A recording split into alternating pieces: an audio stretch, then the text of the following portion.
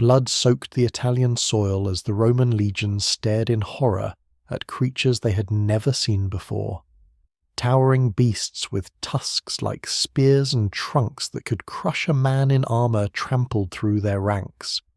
The year was 280 BC, and for the first time in their brutal expansion across the Mediterranean, the Romans faced an enemy who fought with the tactical brilliance of Alexander the Great himself.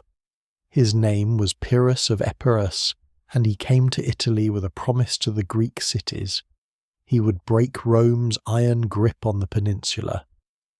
The Romans called his war elephants Lucanian oxen, unable to comprehend these instruments of destruction. But Pyrrhus knew something the confident Romans did not. Victory would come at a price so terrible that winning and losing would become indistinguishable.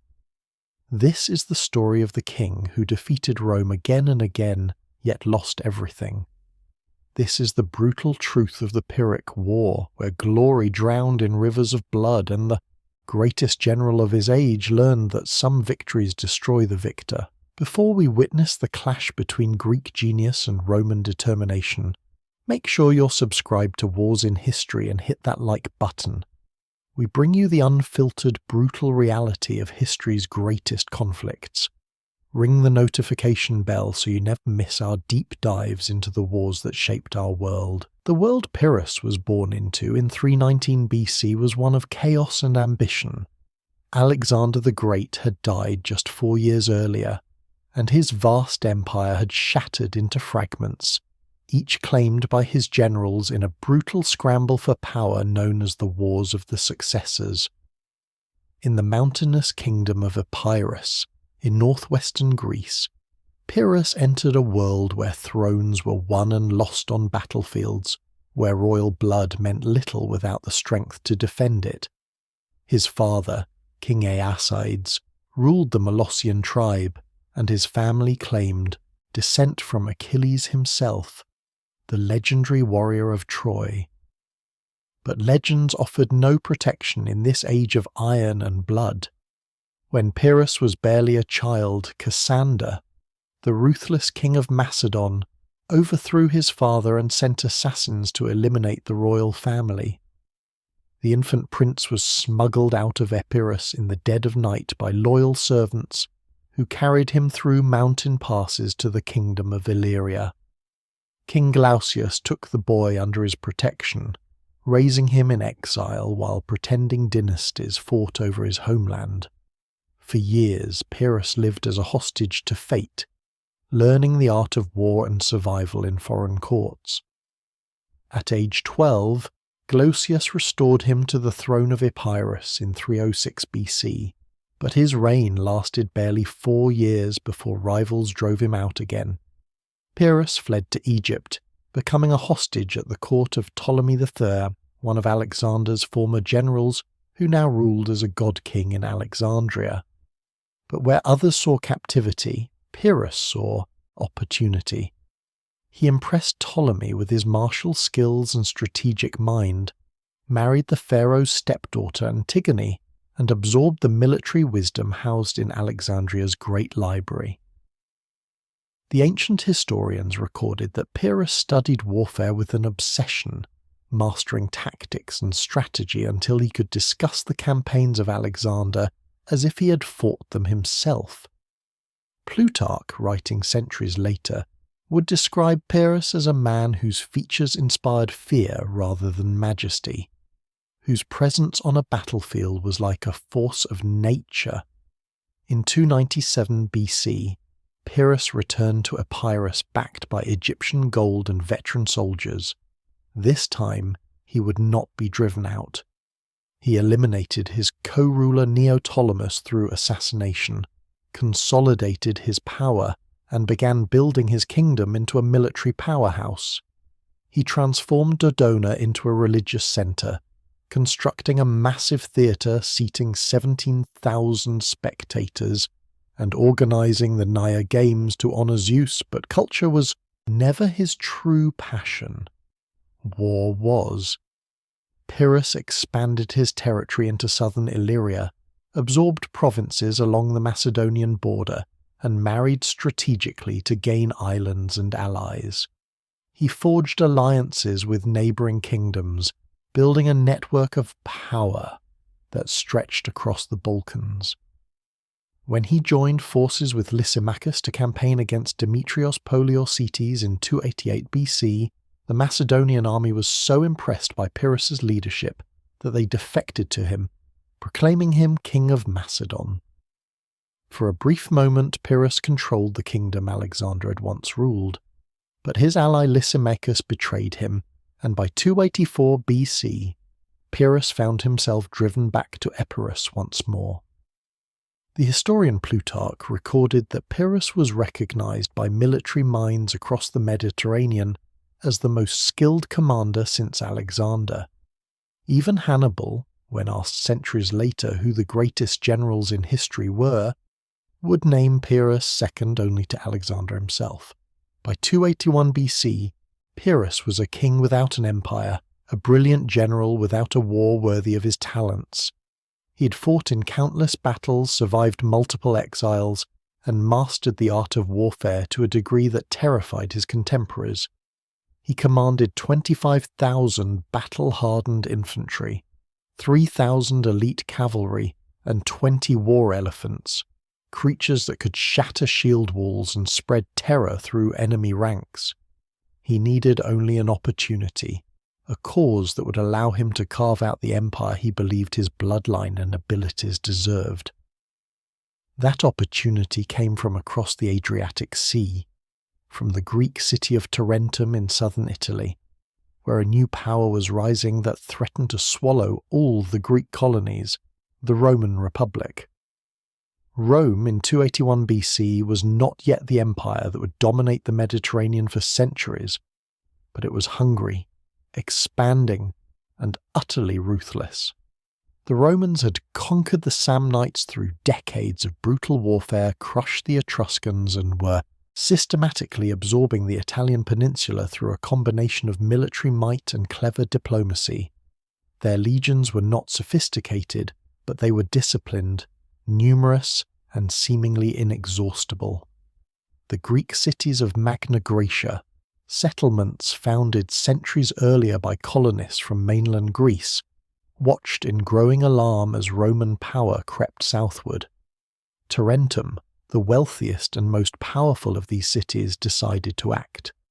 The Tarentines attacked a Roman fleet that had violated their waters and marched on Thurii, deposing its pro-Roman government. When Rome issued an ultimatum in early 281 BC, Tarentum rejected it and declared war. But the Tarentines knew they could not defeat Rome alone. They needed a champion, a general whose reputation alone might make the Romans reconsider their ambitions. They needed someone who fought like Alexander. They sent ambassadors across the Adriatic to Epirus, offering Pyrrhus the one thing he desired most, a war against a worthy opponent, a chance to build an empire in the west. The ambassadors promised him the support of all the Greek cities in Italy, the loyalty of Rome's enemies among the Italian tribes, and the glory of being remembered as the man who stopped Roman expansion. Pyrrhus looked at his elephants, his phalanxes of pikemen, his Thessalian cavalry, and he accepted. He would cross to Italy. He would face Rome, and the Mediterranean world would never be the same. The Mediterranean world in 280 BC existed in a state of perpetual violence, where kingdoms rose and fell with the swiftness of summer storms, and where the dreams of empire builders drowned in rivers of blood.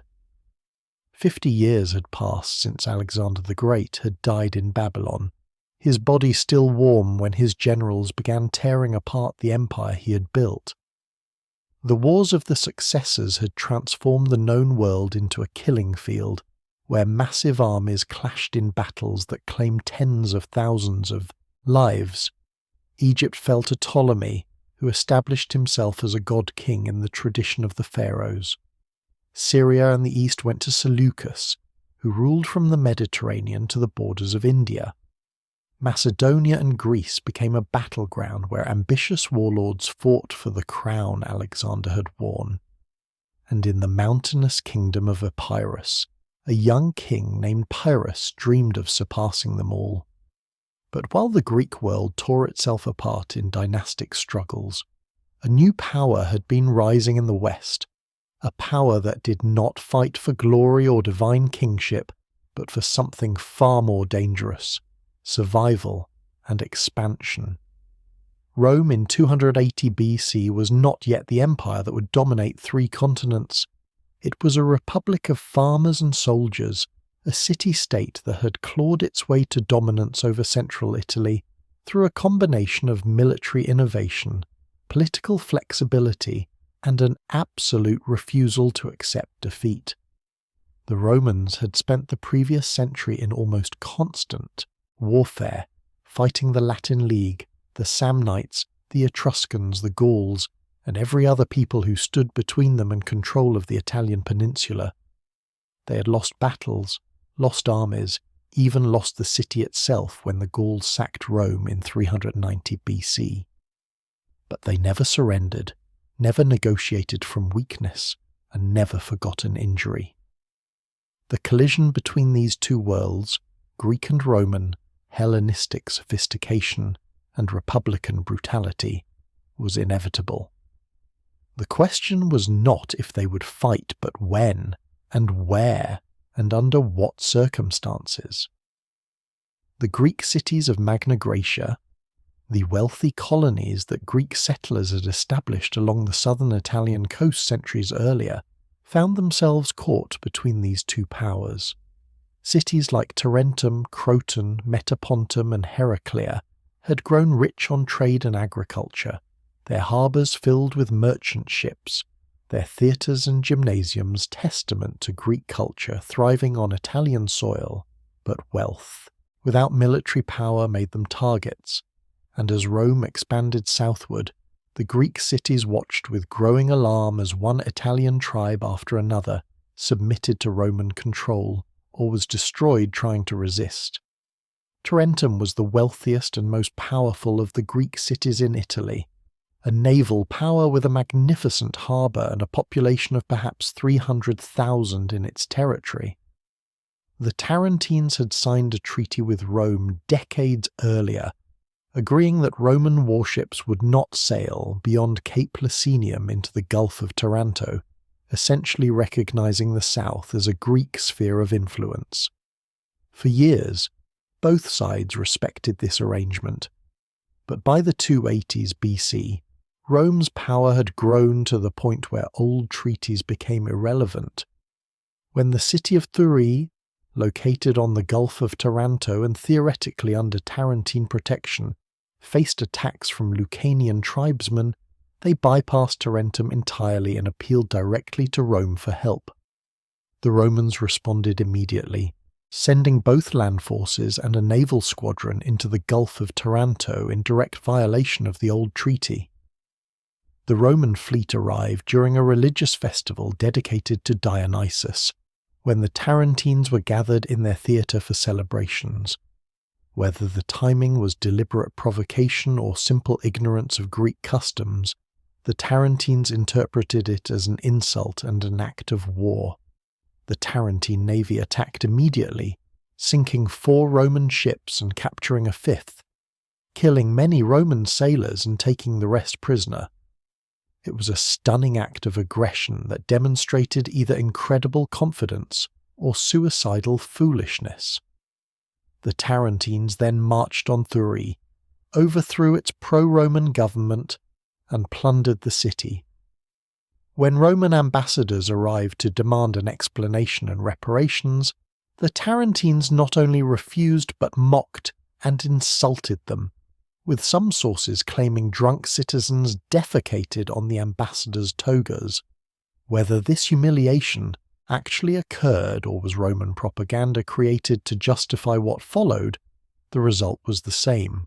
Rome declared war, but the Tarentines, despite their wealth and their navy, knew they could not defeat Rome alone. The Roman military machine had ground down the Samnites after decades of savage warfare in the mountains.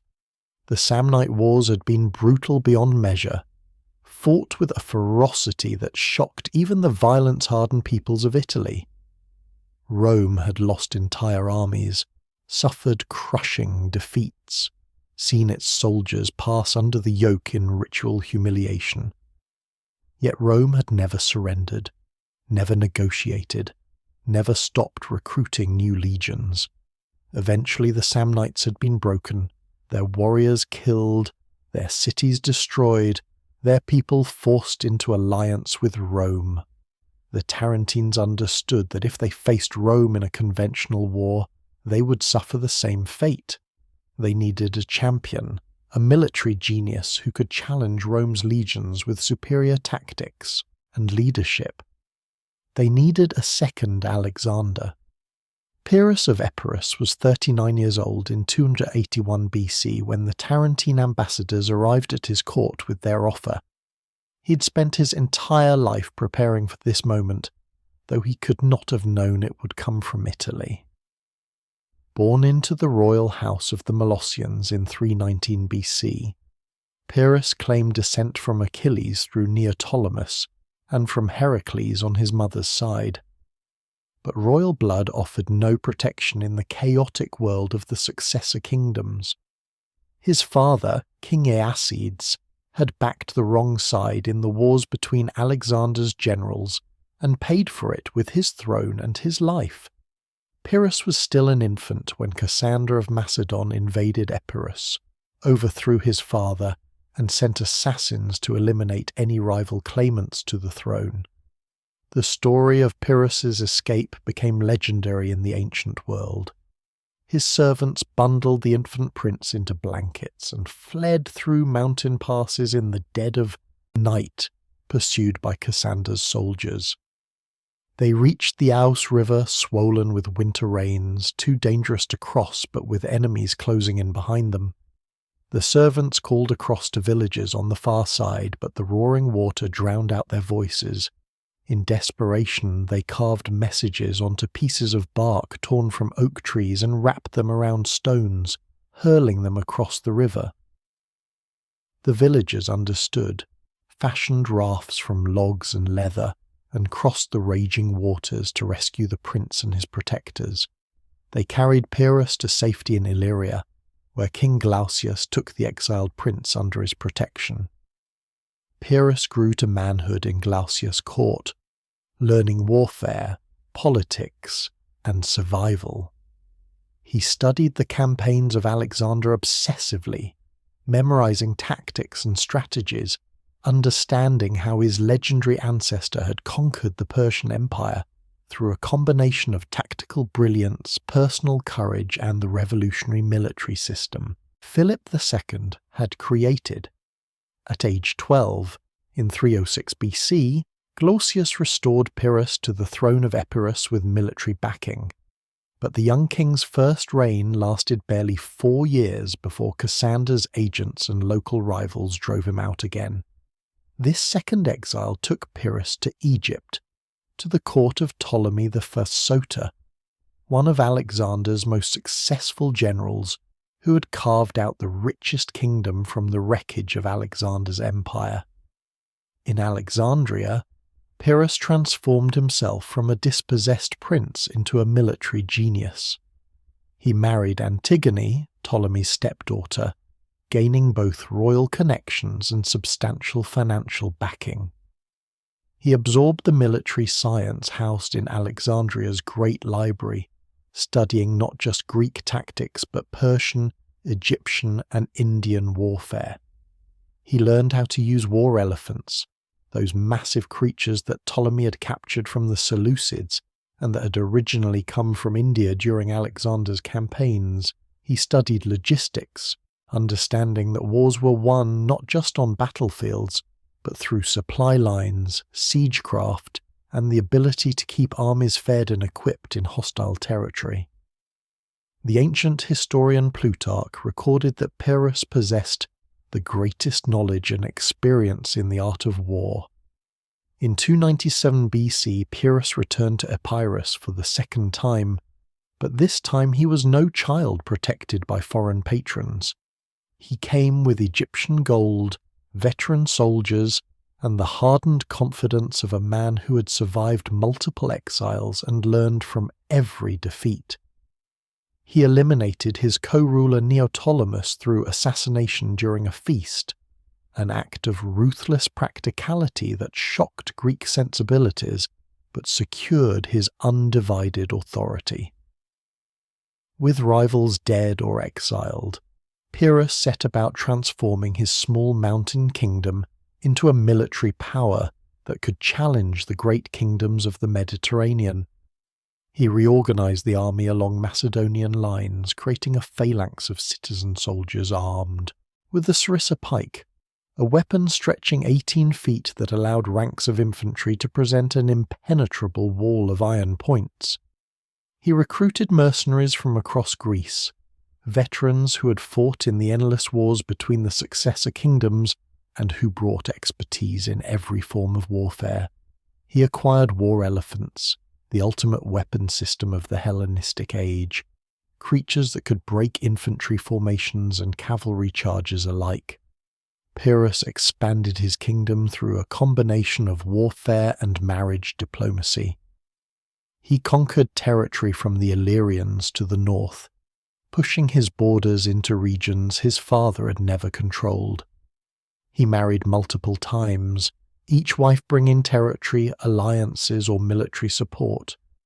He allied with Demetrius Poliorcetes, the most brilliant siege engineer of his age, and learned the art of taking fortified cities. When opportunity arose to campaign against Macedon itself in 288 BC, Pyrrhus seized it, joining forces with Lysimachus to drive out Demetrius. The Macedonian army, impressed by Pyrrhus' reputation and leadership, defected to him en masse, proclaiming him king of Macedon.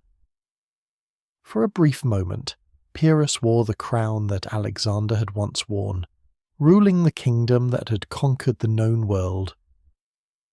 But his ally Lysimachus proved as treacherous as Pyrrhus himself had been to Neoptolemus. Through bribery, political manipulation, and the exploitation of Pyrrhus' unpopularity among the Macedonian nobility, Lysimachus drove Pyrrhus out of Macedon in 284 BC. Pyrrhus returned to Epirus once more, his grand ambitions thwarted, his dream of ruling Macedon destroyed, but he retained his army, his reputation, and his burning ambition to carve out an empire worthy of his talents.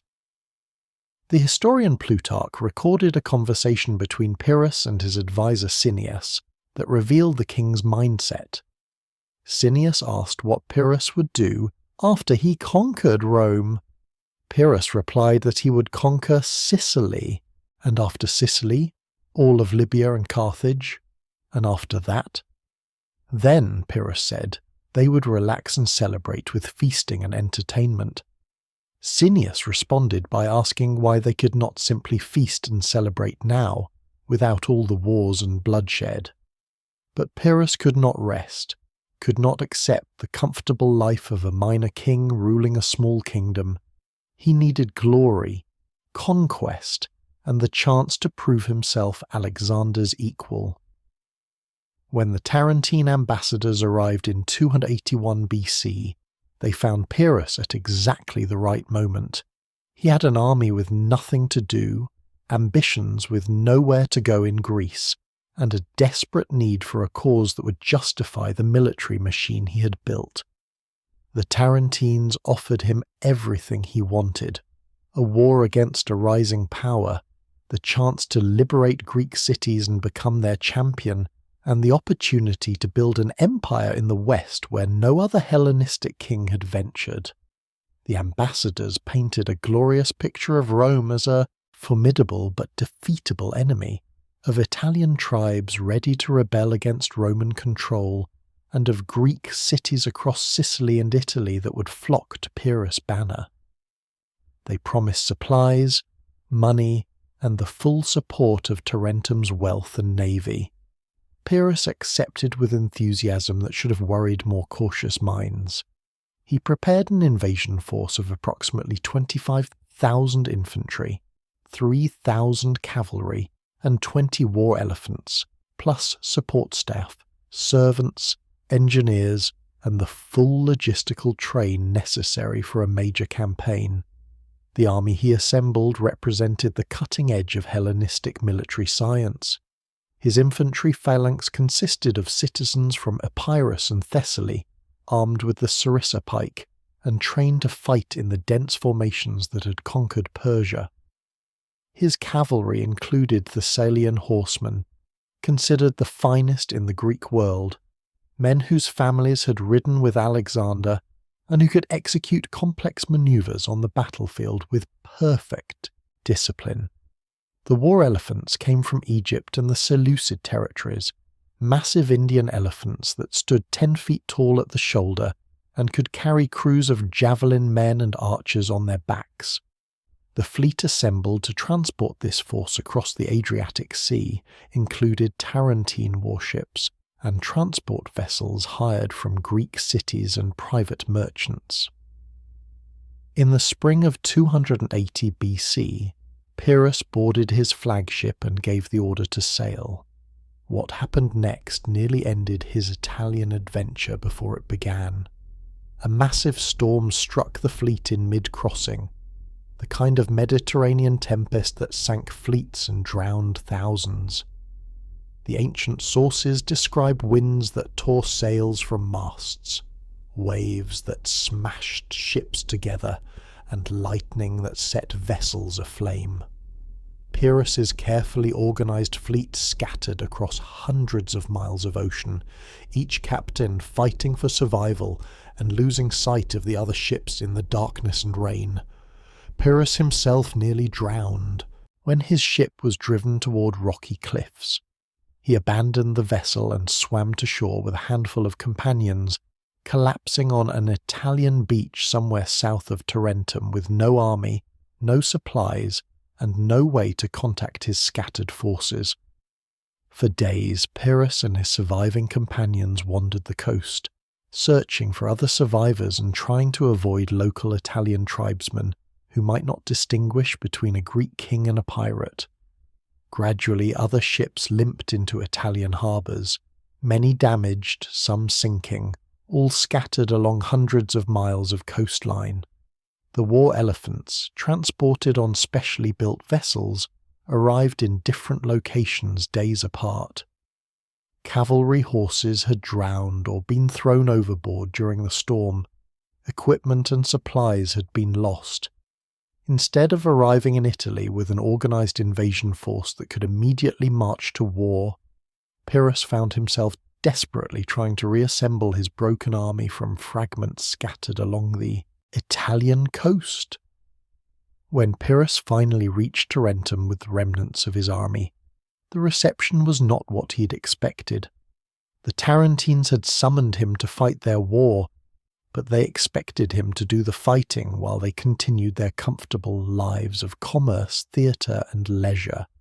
Tarentum was one of the wealthiest cities in the Mediterranean, grown rich on trade in wool, seafood, and luxury goods. The city boasted a magnificent harbour, temples that rivaled those of Athens, theatres that seated thousands, gymnasiums where young men exercised and philosophers debated. The Tarentine elite lived lives of cultured refinement, discussing philosophy and poetry, attending dramatic performances, and leaving warfare to hired professionals. They had assumed Pyrrhus would arrive with his army, defeat the Romans somewhere far from Tarentum, and establish a protectorate that would allow them to continue their pleasant existence without the inconvenience of actual military service. Pyrrhus took one look at the wealthy, pleasure-loving Tarentines and understood that these people could not be trusted to fight for their own freedom. He moved with brutal efficiency to transform Tarentum from a Greek pleasure city into a fortress prepared for total war. He closed the theatres, declaring that in wartime there would be no entertainment. He shut down the gymnasiums and converted them into barracks and training facilities. He banned festivals, religious celebrations, and public gatherings that did not serve military purposes. He imposed mandatory military training on all able-bodied male citizens, conscripting thousands of Tarentines who had never expected to actually fight in the war they had started. He stationed guards at the city gates to prevent wealthy citizens from fleeing, and when some attempted to escape by sea, he confiscated their ships. The Tarentine elite were horrified. They had summoned a champion, not a tyrant. They had wanted protection, not military dictatorship. Many wealthy families attempted to flee despite Pyrrhus's prohibitions, bribing guards, disguising themselves as merchants, or simply abandoning their property and sailing away in the night. Pyrrhus let them go, understanding that citizens who fought unwillingly were liabilities on the battlefield. But he maintained absolute control over those who remained, drilling them mercilessly, integrating them into his phalanx formations, and making it clear that every Tarentine would fight or the city would fall to Rome. The ancient sources suggest that Tarentum under Pyrrhus resembled an occupied city more than an allied state, with the Greek king exercising dictatorial authority and treating the Tarentines more as subjects than partners. Through the late spring and early summer of 280 BC, Pyrrhus focused on rebuilding and reorganizing his army. The scattered elements of his original force gradually reunited, with ships arriving daily carrying lost soldiers, equipment, and supplies. The war elephants were collected from the various coastal towns where they had landed, brought to Tarentum, and prepared for battle.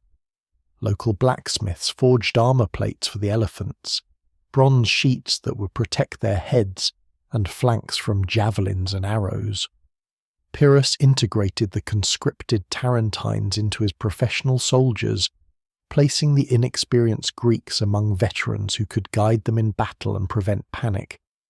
He established supply lines from Tarentum's hinterland, stockpiled grain and weapons, and prepared the city to serve as his base for the coming campaign. In Rome, news of Pyrrhus's arrival triggered intense debate in the Senate. Some senators argued for caution, noting that Pyrrhus was recognized as one of the finest generals of the age, that he commanded an army equipped with the weapons and tactics that had conquered Persia, and that fighting him would be costly even in victory. These cautious voices suggested negotiation, perhaps finding a diplomatic solution that would satisfy Greek honor while maintaining Roman authority over central Italy. But the majority faction in the Senate took a harder line. Rome had not built its power through caution and compromise. For generations the Romans had fought wars of survival against enemies who surrounded them, who outnumbered them, who often possessed superior equipment or tactics. Yet Rome had always prevailed through discipline, endurance, and an absolute refusal to accept defeat. The Romans had developed a unique military system that differed fundamentally from the Greek phalanx that Pyrrhus commanded.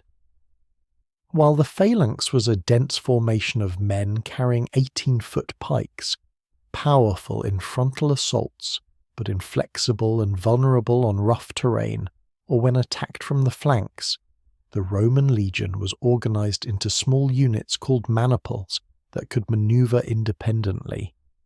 Each legion of approximately 4,500 men was divided into 3 lines. The hastati in front, young men aged 18 to 25 armed with javelins and short swords.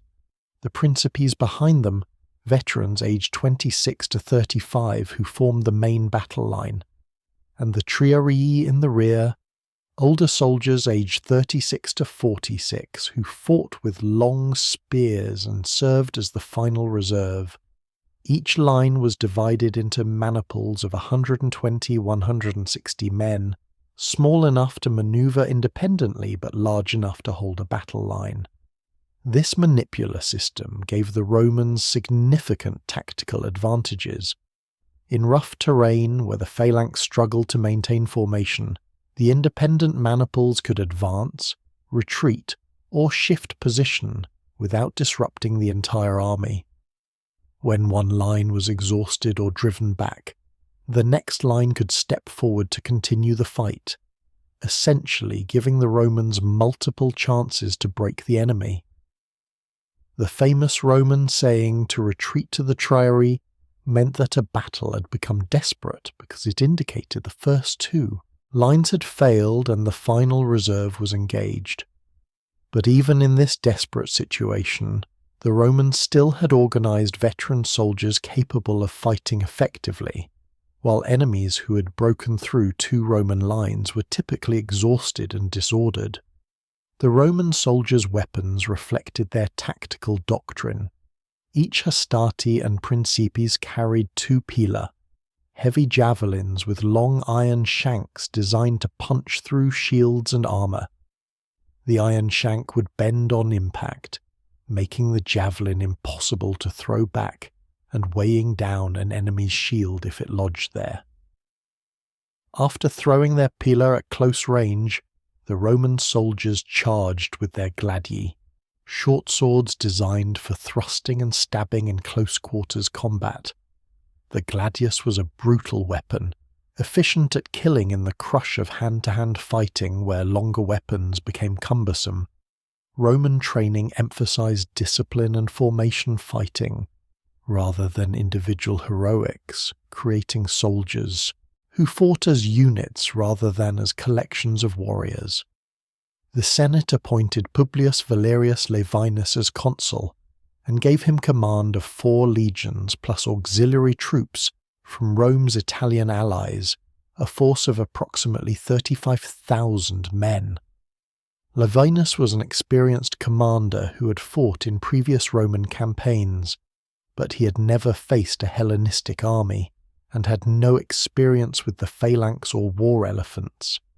The Senate's instructions were straightforward: march south, locate Pyrrhus, and destroy his army before he could consolidate his position and gain more Italian allies. Speed and aggression had served Rome well in previous wars. The Senate saw no reason to change tactics now. Laevinus drove his legions south through the summer heat, moving fast and accepting the exhaustion of forced marches to catch Pyrrhus before he was fully prepared. The Roman army marched through Campania and into Lucania, Roman scouts ranging ahead to locate the enemy.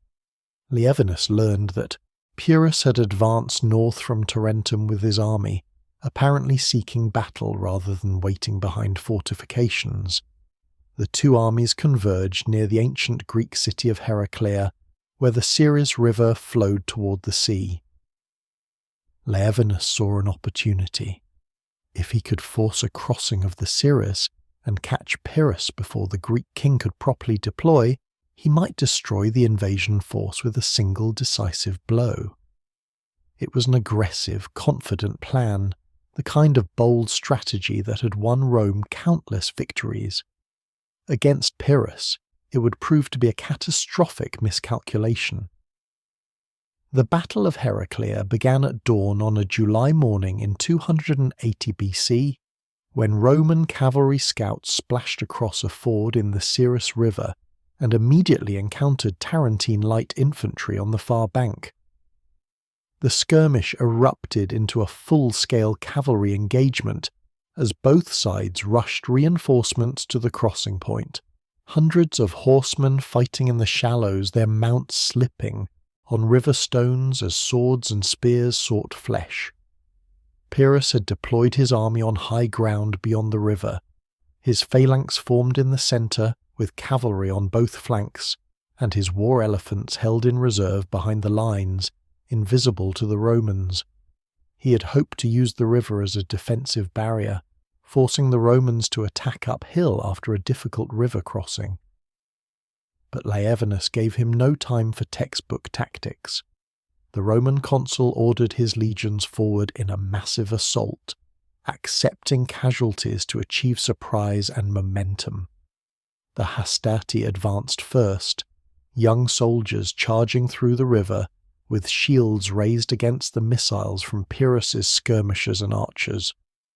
The water ran red as javelins and arrows struck down men in mid-crossing, but the Romans kept coming, driven by discipline and the knowledge that hesitation in the river would mean slaughter.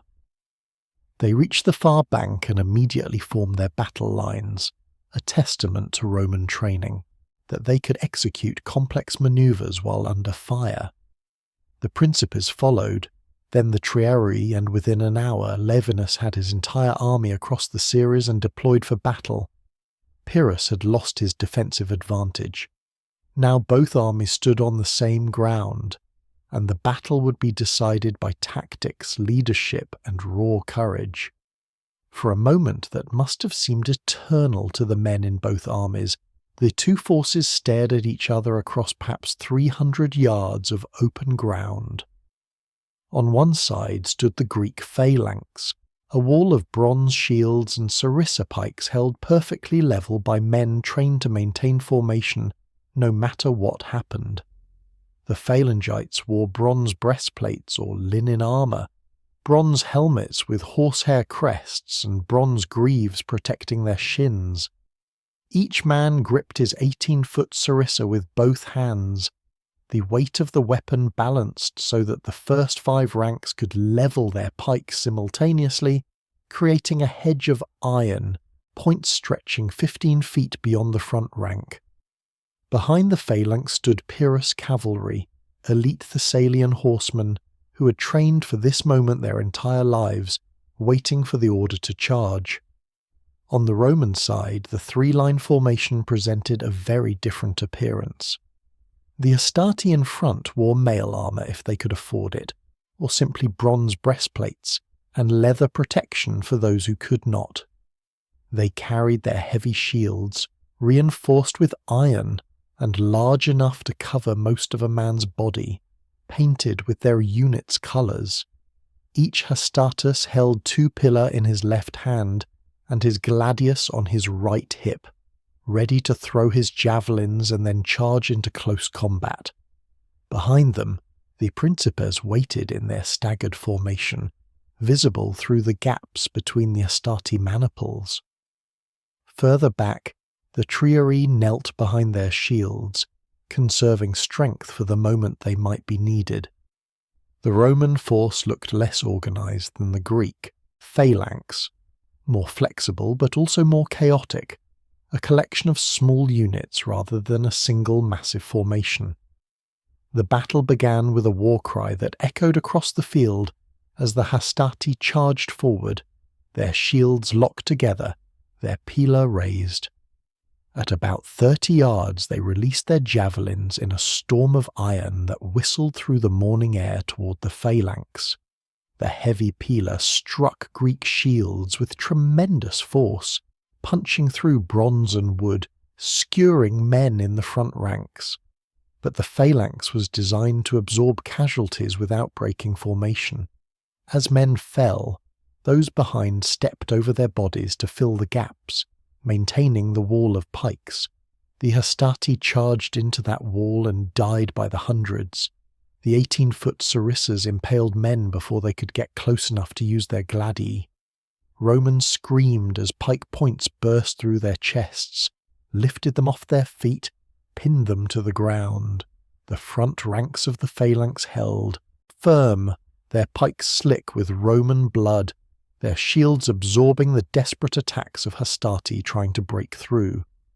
The Roman line fell back, leaving their dead sprawled before the phalanx. Now the Principes advanced, veteran soldiers who had fought in a dozen battles and who knew every brutal trick of close quarters combat.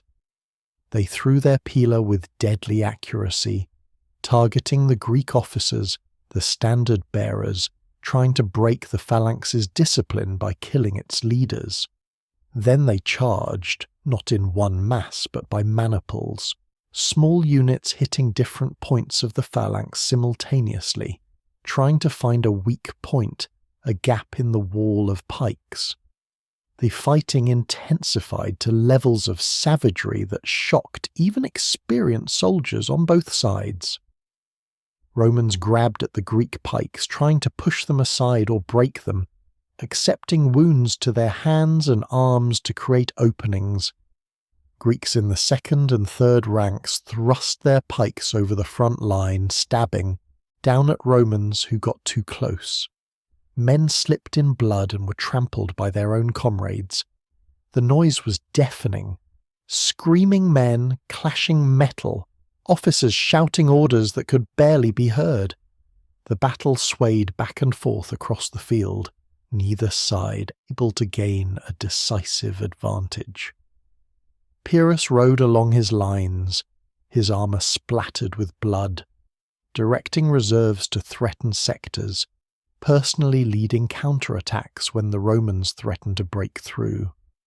At one point, seeing a section of his phalanx starting to buckle under repeated Roman assaults, he exchanged armour with one of his officers, a standard trick to prevent the enemy from targeting him specifically. The Romans killed that officer and briefly celebrated, thinking they had slain Pyrrhus himself. But the king removed his helmet, showed his face to his troops, and the Greek army roared with renewed determination. The ancient historian Plutarch recorded that the battle shifted momentum 7 times, with first one side then the other seeming on the verge of victory, before Pyrrhus finally deployed the weapon that would decide the day. Late in the afternoon, with the sun beginning its descent and both armies near exhaustion, Pyrrhus ordered his war elephants forward. The massive beasts had been held in reserve behind his lines, invisible to the Romans throughout the morning and early afternoon of fighting. Now they emerged, 20 creatures each standing about 10 feet tall at the shoulder and weighing several tons. The elephants wore armour of bronze plates protecting their heads, trunks, and flanks, with crews of 2 or 3 men on their backs armed with javelins and bows. Their tusks had been fitted with iron blades, turning them into living siege weapons capable of cutting men in half with a sweep of their heads. The mahouts, handlers who controlled the elephants with voice commands and pressure from their legs, guided their charges toward the Roman lines. The Romans had never seen elephants before. They knew nothing of such creatures, had no word in Latin to describe them, and initially believed them to be some kind of deformed cattle. They called them Lucanian oxen, a name that reflected their complete inability to comprehend what they faced. The smell hit the Roman cavalry first, an alien scent that sent horses into immediate, uncontrollable panic. Cavalry horses are trained to tolerate battlefield chaos, to stand firm amid clashing weapons and screaming men, but evolution had programmed them to flee from predators, and the elephant scent triggered that primal terror.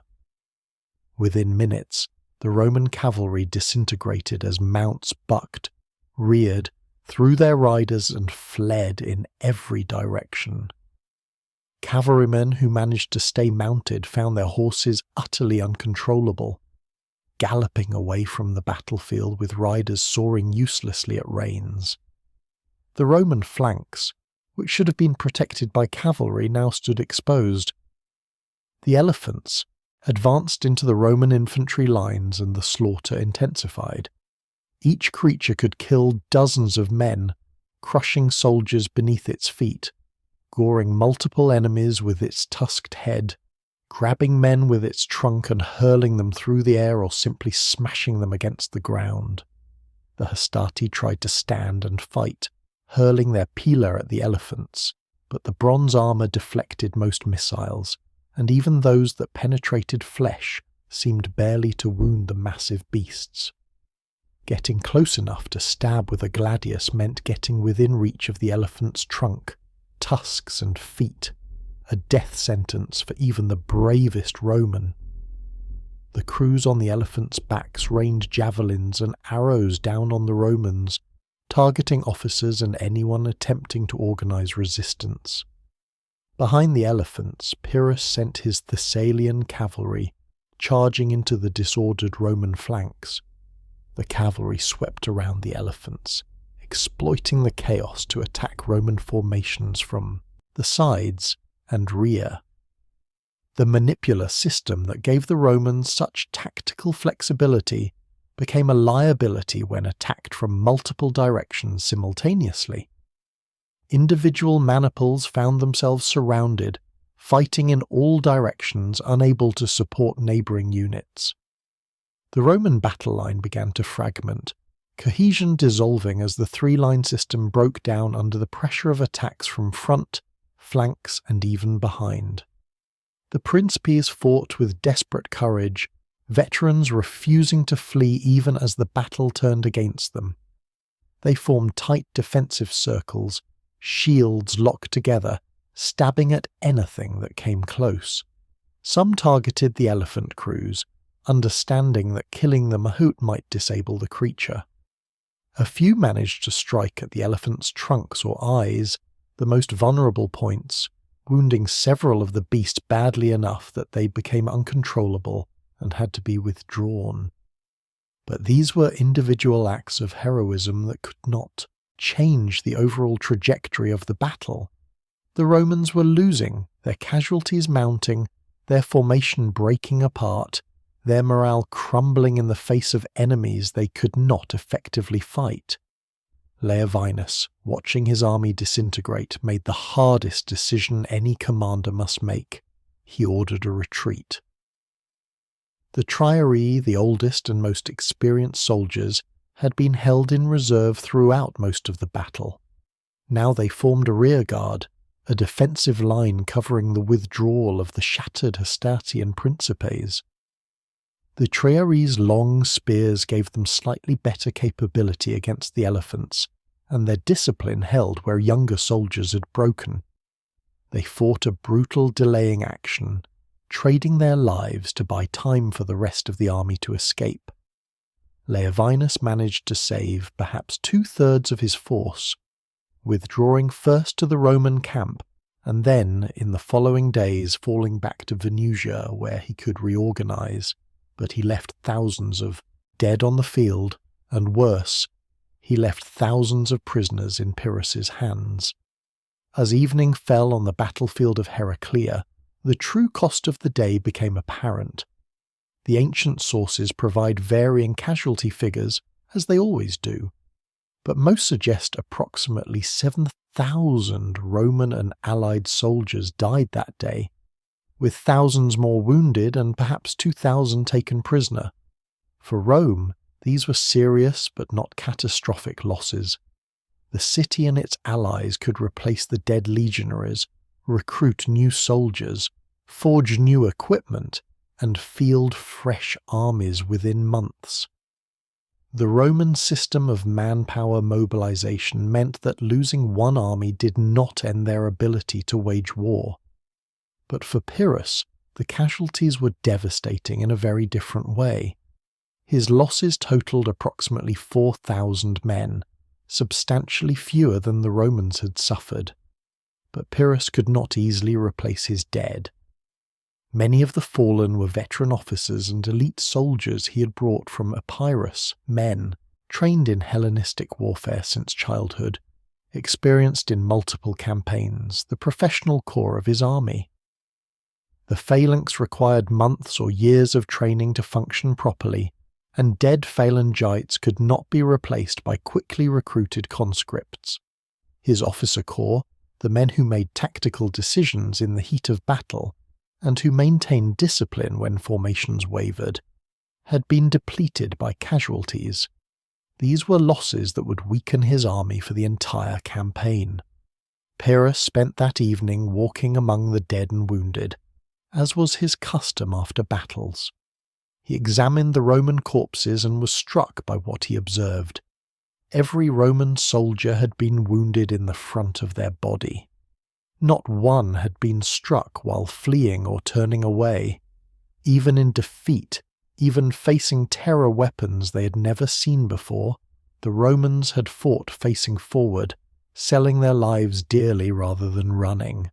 Pyrrhus turned to his officers and spoke words that revealed his understanding of the strategic situation. "If we are victorious in one more battle with the Romans, we shall be utterly ruined." His officers thought he was joking, flush with the excitement of victory. But Pyrrhus understood the brutal mathematics of his situation. He had won, but winning had cost him irreplaceable veteran soldiers. The Romans had lost more men, but they could afford the losses and come back stronger. Every battle, even victories, brought him closer to destruction. That night in his tent, Pyrrhus drafted orders for the treatment of Roman prisoners. He commanded that they be given food, water, and medical care for their wounds. He allowed them to conduct funeral rites for their dead, providing them with wood for funeral pyres and respecting their religious customs. He walked among the prisoners personally, speaking to centurions and legionaries, asking about Roman tactics and military organization, trying to understand the system that could produce such determined soldiers. The next day, he released many of the prisoners without demanding ransom, a gesture designed to demonstrate his magnanimity and perhaps encourage future Romans to surrender rather than fight to the death. The news of Heraclea spread across southern Italy like wildfire, carried by survivors, merchants, and spies. Several Italian tribes that had been allied to Rome, or wavering in their loyalty, now sent embassies to Pyrrhus offering alliance. The Lucanians, who had been fighting both Romans and Greek cities in a complex series of border wars, declared for Pyrrhus and sent several thousand warriors to join his army. The Samnites, who had fought Rome for decades in a series of brutal wars before finally being forced into alliance, saw an opportunity to regain their independence and sent delegations offering military support. The Bruttians in the far south also joined Pyrrhus's cause.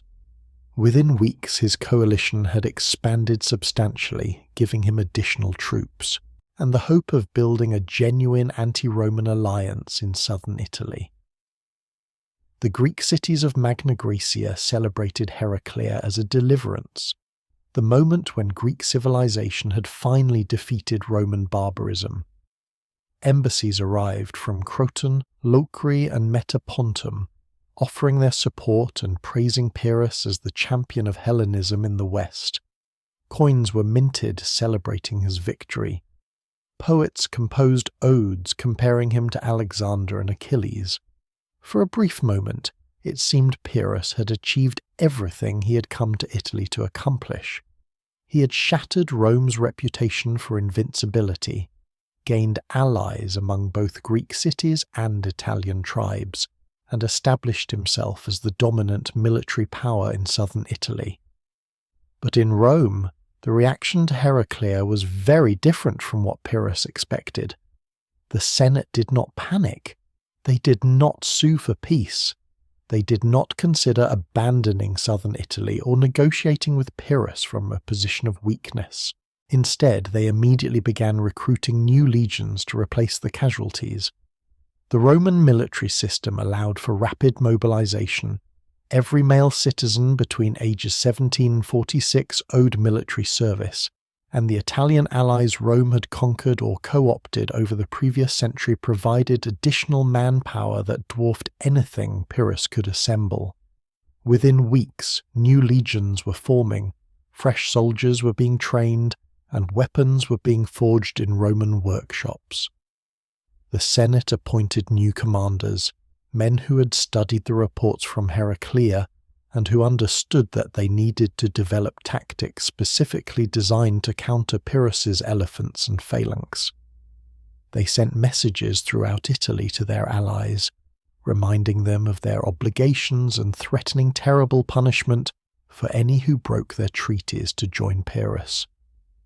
They mobilized the full economic and manpower resources of the Roman Confederation, treating this war not as a limited conflict but as a struggle for survival. Most importantly, they made it absolutely clear that Rome would continue fighting, would raise army after army if necessary, and would never negotiate while a foreign invader remained on Italian soil. Through the late summer and autumn of 280 BC, Pyrrhus consolidated his position in southern Italy and prepared for the next phase of his campaign. He established supply lines from Tarentum, stockpiled grain and equipment, integrated his new Italian allies into his command structure, and drilled his combined force of Greeks, Epirots, Tarentines, Samnites, Lucanians, and Bruttians into a cohesive army. His forces now numbered perhaps 40,000 infantry and 4,000 cavalry, a substantial increase over what he had brought from Epirus, but the quality was uneven. The Italian tribal warriors were brave and experienced, but they lacked the discipline and training of his Greek phalanx. Integrating them effectively would require time and skilled leadership. As autumn turned to winter, Pyrrhus made a bold strategic decision. Rather than waiting in southern Italy for Rome to bring the war to him, he would take the offensive and demonstrate that he could threaten Rome itself. He marched his army north through Lucania and Campania, bypassing Roman fortresses and moving toward Latium, the heartland of Roman power. It was a calculated risk designed to achieve multiple objectives simultaneously: demonstrate his military capability, encourage more Italian tribes to defect from Rome, and perhaps intimidate the Romans into negotiation. Pyrrhus advanced to within 40 miles of Rome itself, close enough that sentries on the city walls could see smoke from his army's campfires on the horizon, close enough that refugees fleeing his advance brought panic into the city. But Rome did not panic. The gates were closed, the walls were manned, and the population prepared for siege. More importantly, the new Roman armies were almost ready to march. Pyrrhus received intelligence from his scouts that multiple Roman forces were converging on his position, planning to trap him between their armies and the walls of Rome. He had achieved his objective of demonstrating that he could strike at the heart of Roman power, but he had no intention of allowing himself to be caught and destroyed. He withdrew south in good order, marching back toward his bases in southern Italy, knowing that the Romans would follow and that another battle was inevitable. As 280 BC turned to 279 BC, both sides prepared for the next confrontation. Pyrrhus chose his ground carefully, near the town of Asculum in Apulia, where rough terrain would limit the Romans' numerical advantage and force them to fight on ground favourable to the phalanx. The Romans came with larger armies than they had fielded at Heraclea, determined to overwhelm Pyrrhus with sheer numbers and having studied how to counter his elephants. The two armies manoeuvred for days, each seeking advantage, before finally committing to battle. What followed would be even bloodier than Heraclea, a 2-day slaughter that would give the world a new phrase for victory so costly it amounts to defeat. The winter of 280 to 279 BC settled over southern Italy like a shroud, and in Tarentum Pyrrhus faced a reality far more complex than the battlefield victories he had won. His army camped in and around the city, consuming supplies at an alarming rate, while the Italian tribes who had joined his cause after Heraclea proved far less reliable than he had hoped. The Samnites sent warriors but demanded autonomy in their operations. The Lucanians and Bruttians fought among themselves over territory and plunder. The Greek cities of Magna Graecia celebrated Pyrrhus as their saviour, but contributed minimal resources to his war effort, expecting him to defend them without significant financial or military support. Pyrrhus found himself leading not a unified coalition but a fractious alliance of peoples united only by their fear of Rome and liable to collapse the moment that fear diminished. He spent the winter months drilling his combined force, attempting to integrate Italian tribal warriors into his sophisticated Hellenistic military system. The Samnites were experienced fighters who had battled Rome for decades in their mountain homeland, warriors who knew guerrilla warfare and ambush tactics. But they lacked the discipline for phalanx fighting, the ability to maintain formation under pressure, the willingness to stand in ranks and die in place rather than seeking individual glory. Pyrrhus assigned Greek officers to command mixed units of Epirots and Italians, hoping that professional soldiers could impart their expertise through daily contact.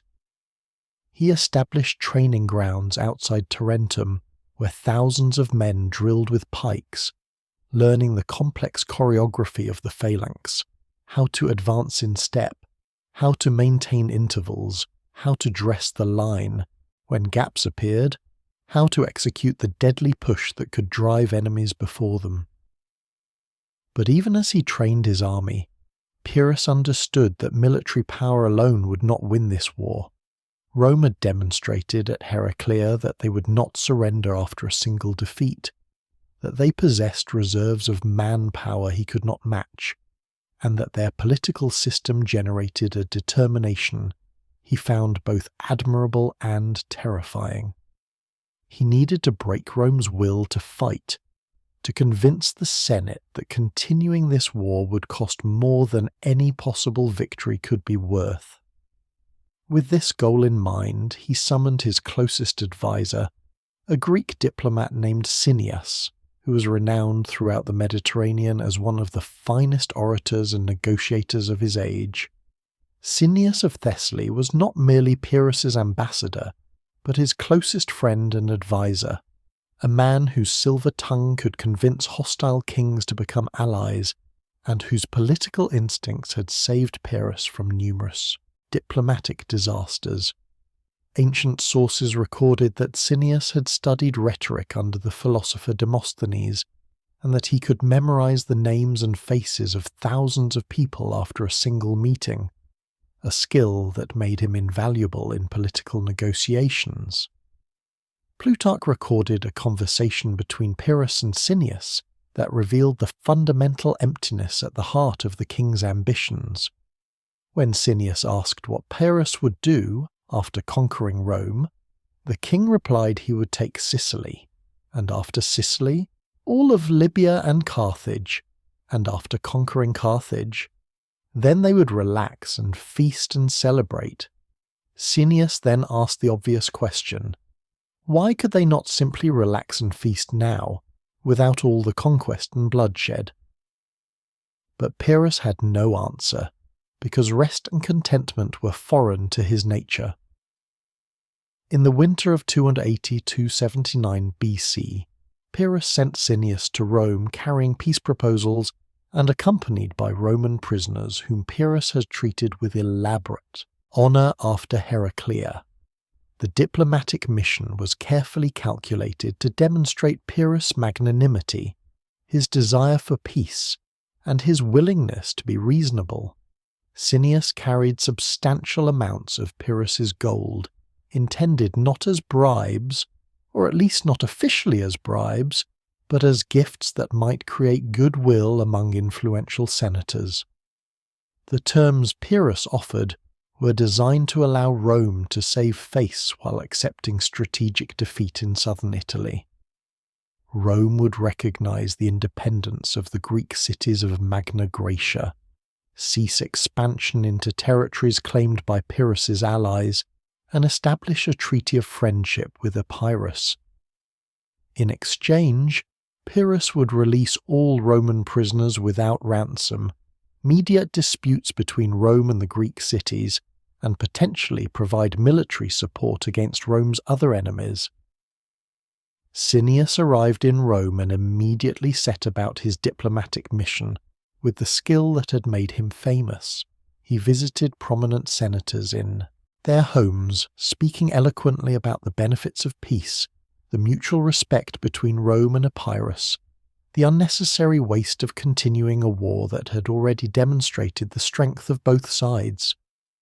He distributed Pyrrhus' gold with careful discretion, framing it as gifts between allied states rather than crude bribery, though everyone understood the real purpose. He spoke before the Senate with such eloquence that even hardened Roman senators, men who had voted for countless wars and who viewed diplomacy as a tool rather than a goal, found themselves swaying toward acceptance. The prisoners Pyrrhus had released returned to their families, telling stories of the Greek king's honour and generosity, his personal visits to wounded Romans, his respect for their courage. For a brief moment it seemed peace might actually be achieved.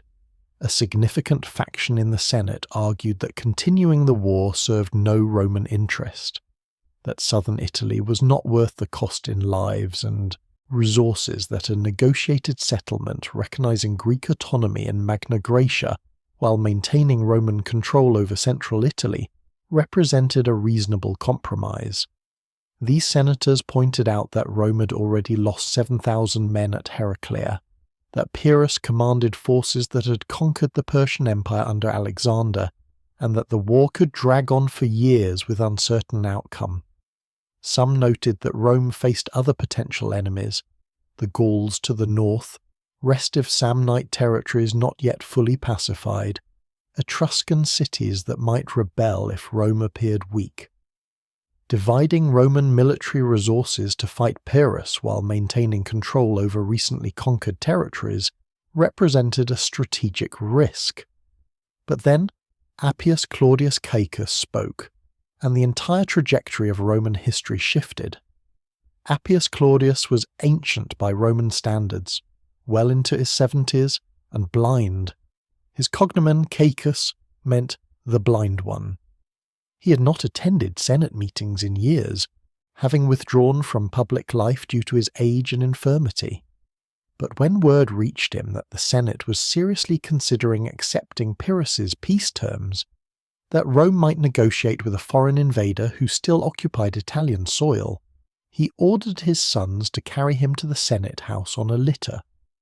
The assembled senators fell silent as the old man was carried into the chamber, this living legend who had served as consul, censor, and military commander, who had built the first Roman aqueduct and the Via Appia that still bore his family name, who embodied Roman virtue and determination in an age when such concepts were not merely rhetoric, but the foundation of the Republic's survival. Appius Claudius began speaking in a voice weakened by age but carrying absolute moral authority. He said that he had always regretted his blindness, but now he wished he were deaf as well, so that he would not have to hear Romans discussing surrender to a foreign invader. He reminded the senators of Rome's history of the countless times the city had faced enemies who seemed invincible. The Etruscans, the Gauls who had sacked Rome itself, the Samnites who had defeated Roman armies and forced soldiers to pass under the yoke in ritual humiliation. In every case, Rome had refused to surrender, had raised new armies, had fought on until victory was achieved. He declared that Pyrrhus was not to be trusted, that accepting peace while his armies occupied Italian territory would signal weakness to every enemy of Rome, that negotiating from a position of apparent defeat would encourage future invasions. Appius Claudius spoke of Roman dignity and the price their ancestors had paid to build a republic. He invoked the memory of soldiers who had died defending Rome against impossible odds, of consuls who had sacrificed themselves in devotio rituals to secure victory, of generations of Romans who had chosen death over dishonor. He argued that Pyrrhus' peace terms, however, generous they might seem, represented strategic defeat.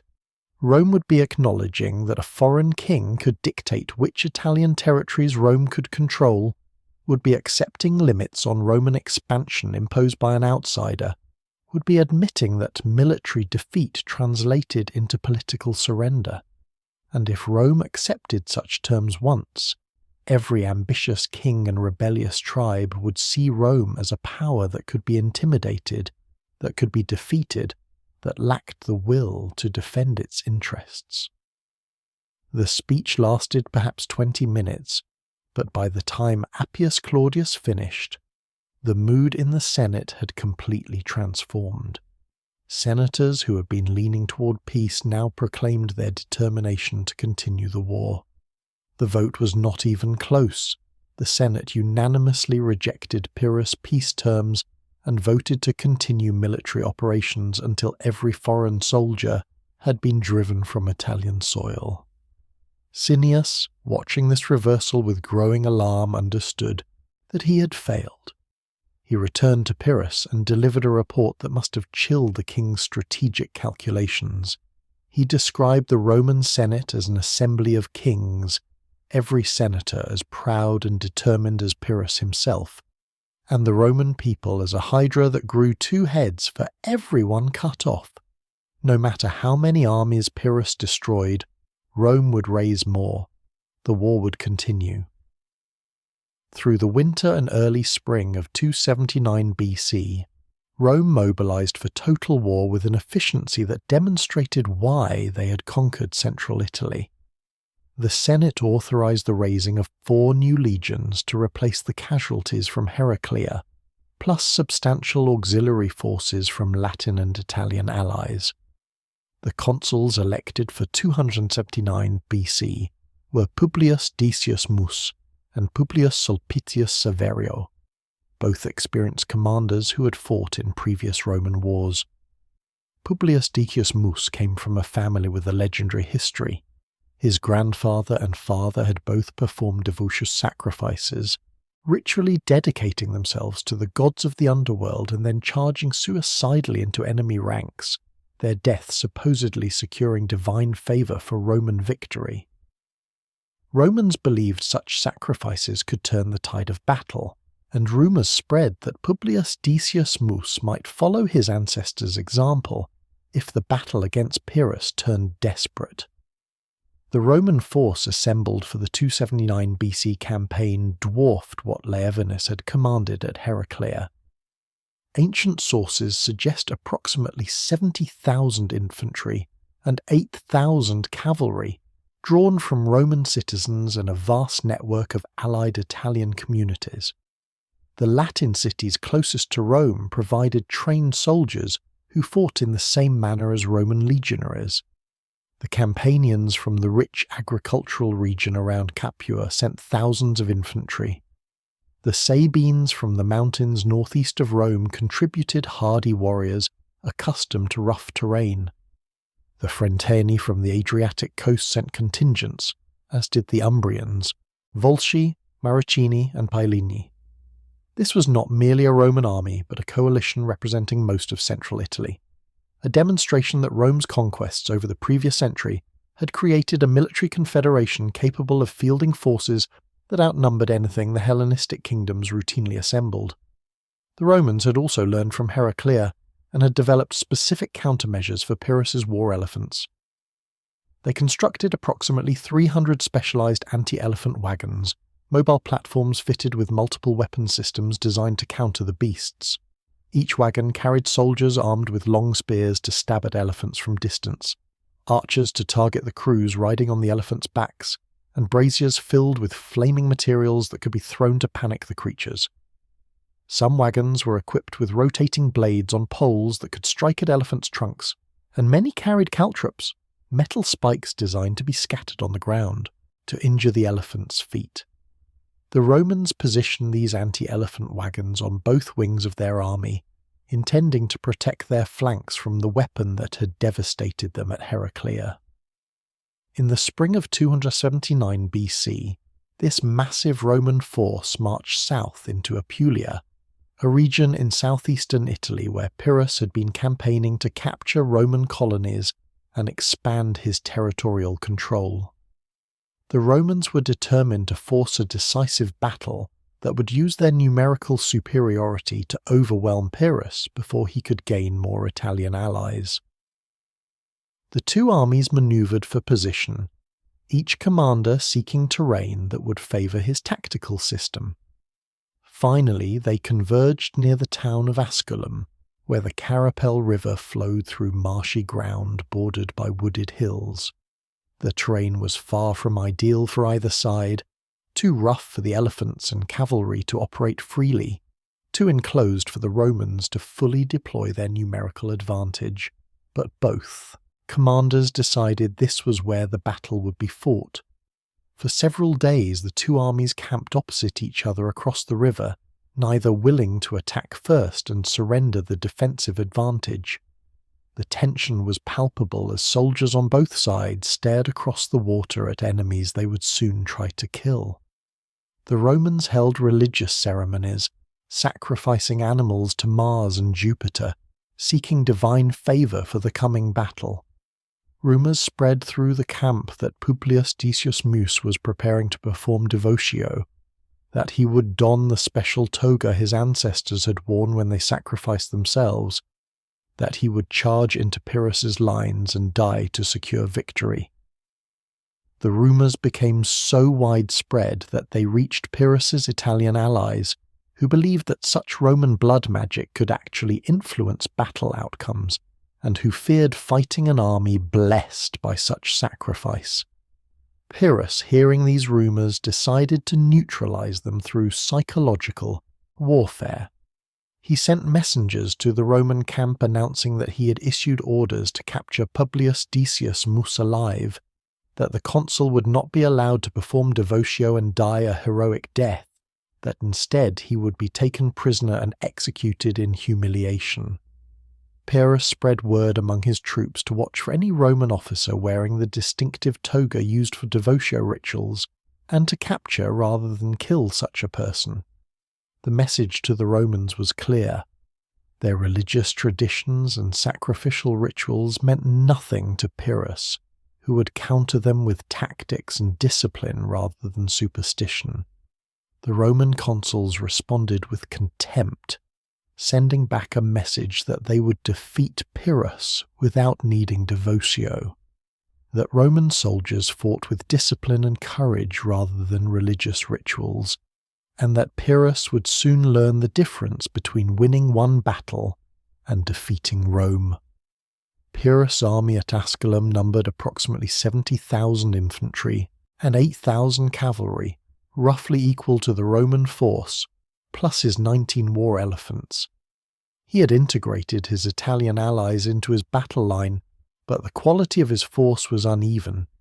His core remained the Macedonian Phalanx he had brought from Epirus, approximately 16,000 professional soldiers trained in the Sarissa pike since childhood, veterans who had fought in multiple campaigns and who could maintain formation under the most desperate circumstances.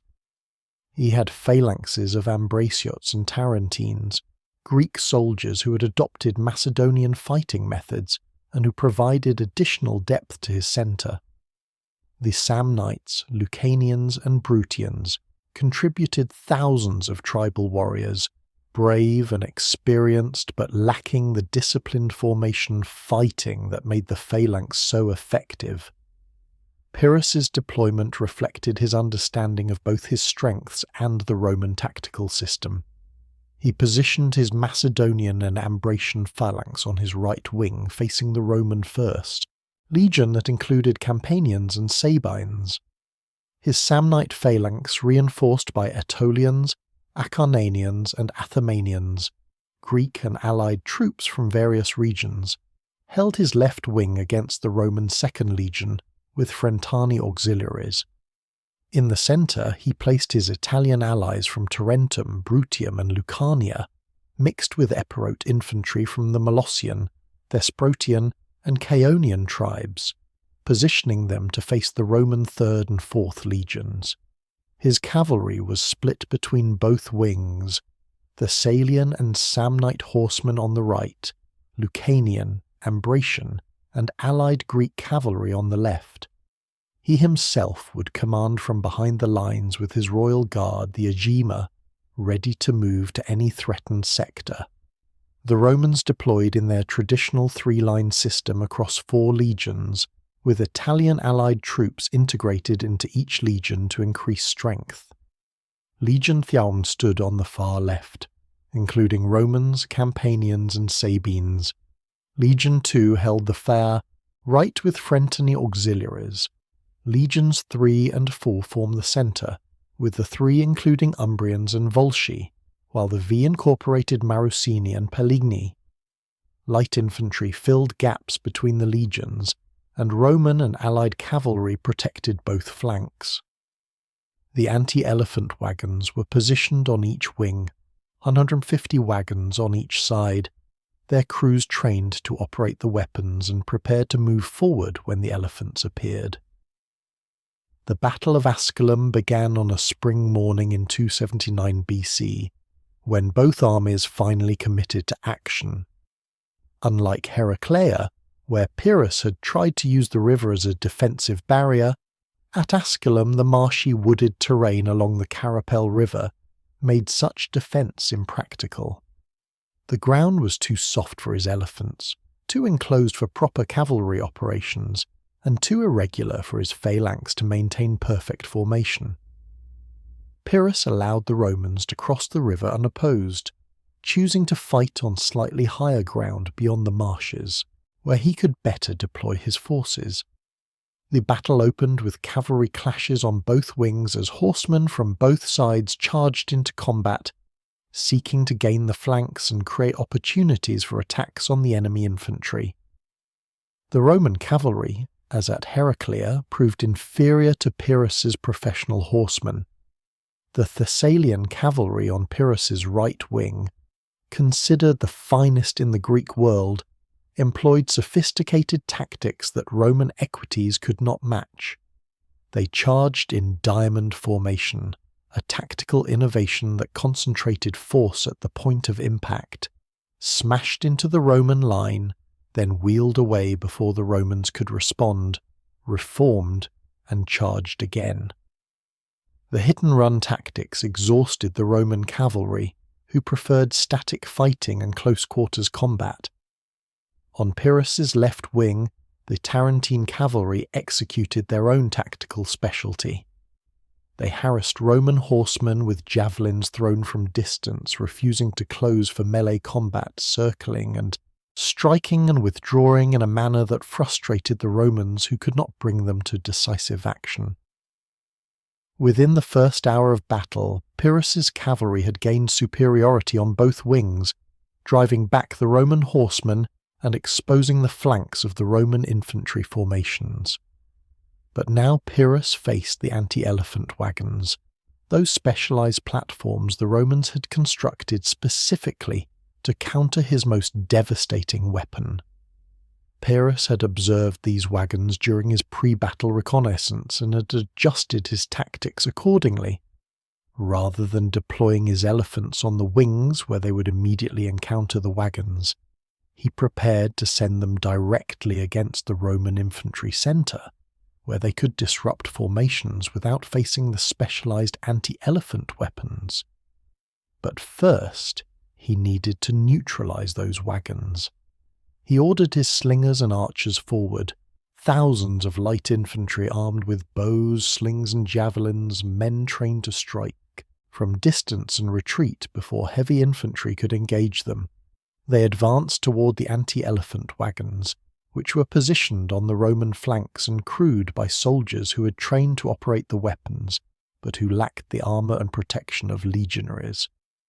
The Greek light infantry showered the wagon crews with missiles, arrows and stones and javelins falling like rain, striking down the operators and forcing the survivors to abandon their positions.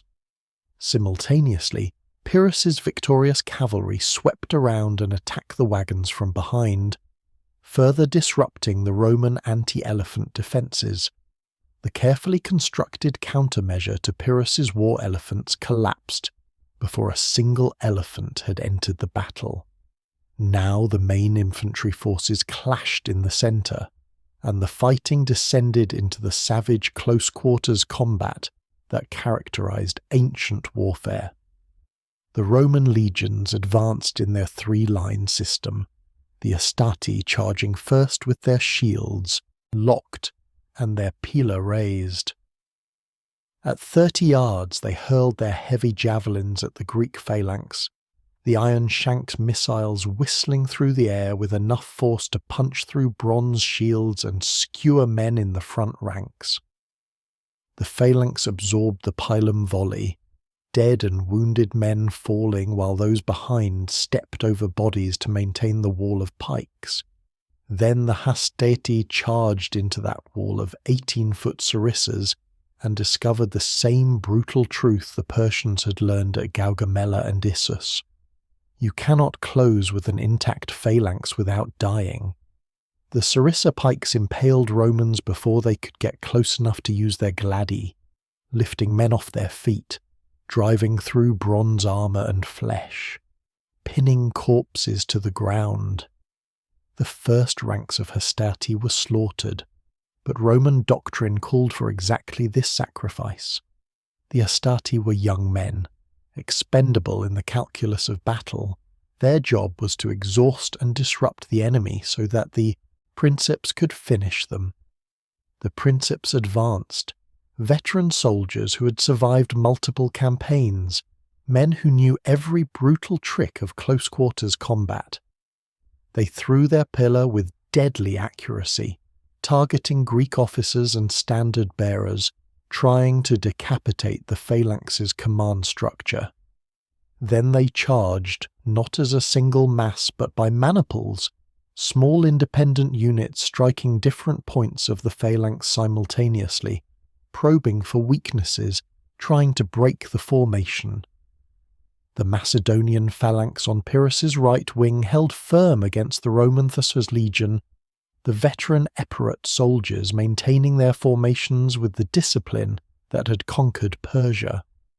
The 18-foot pikes kept the Romans at distance, and even when individual legionaries managed to close the gap by grabbing pikes and pushing them aside, accepting wounds to hands and arms, the depth of the phalanx meant that men in the rear ranks could thrust their pikes over the shoulders of the front line, stabbing down at any Roman who got too close.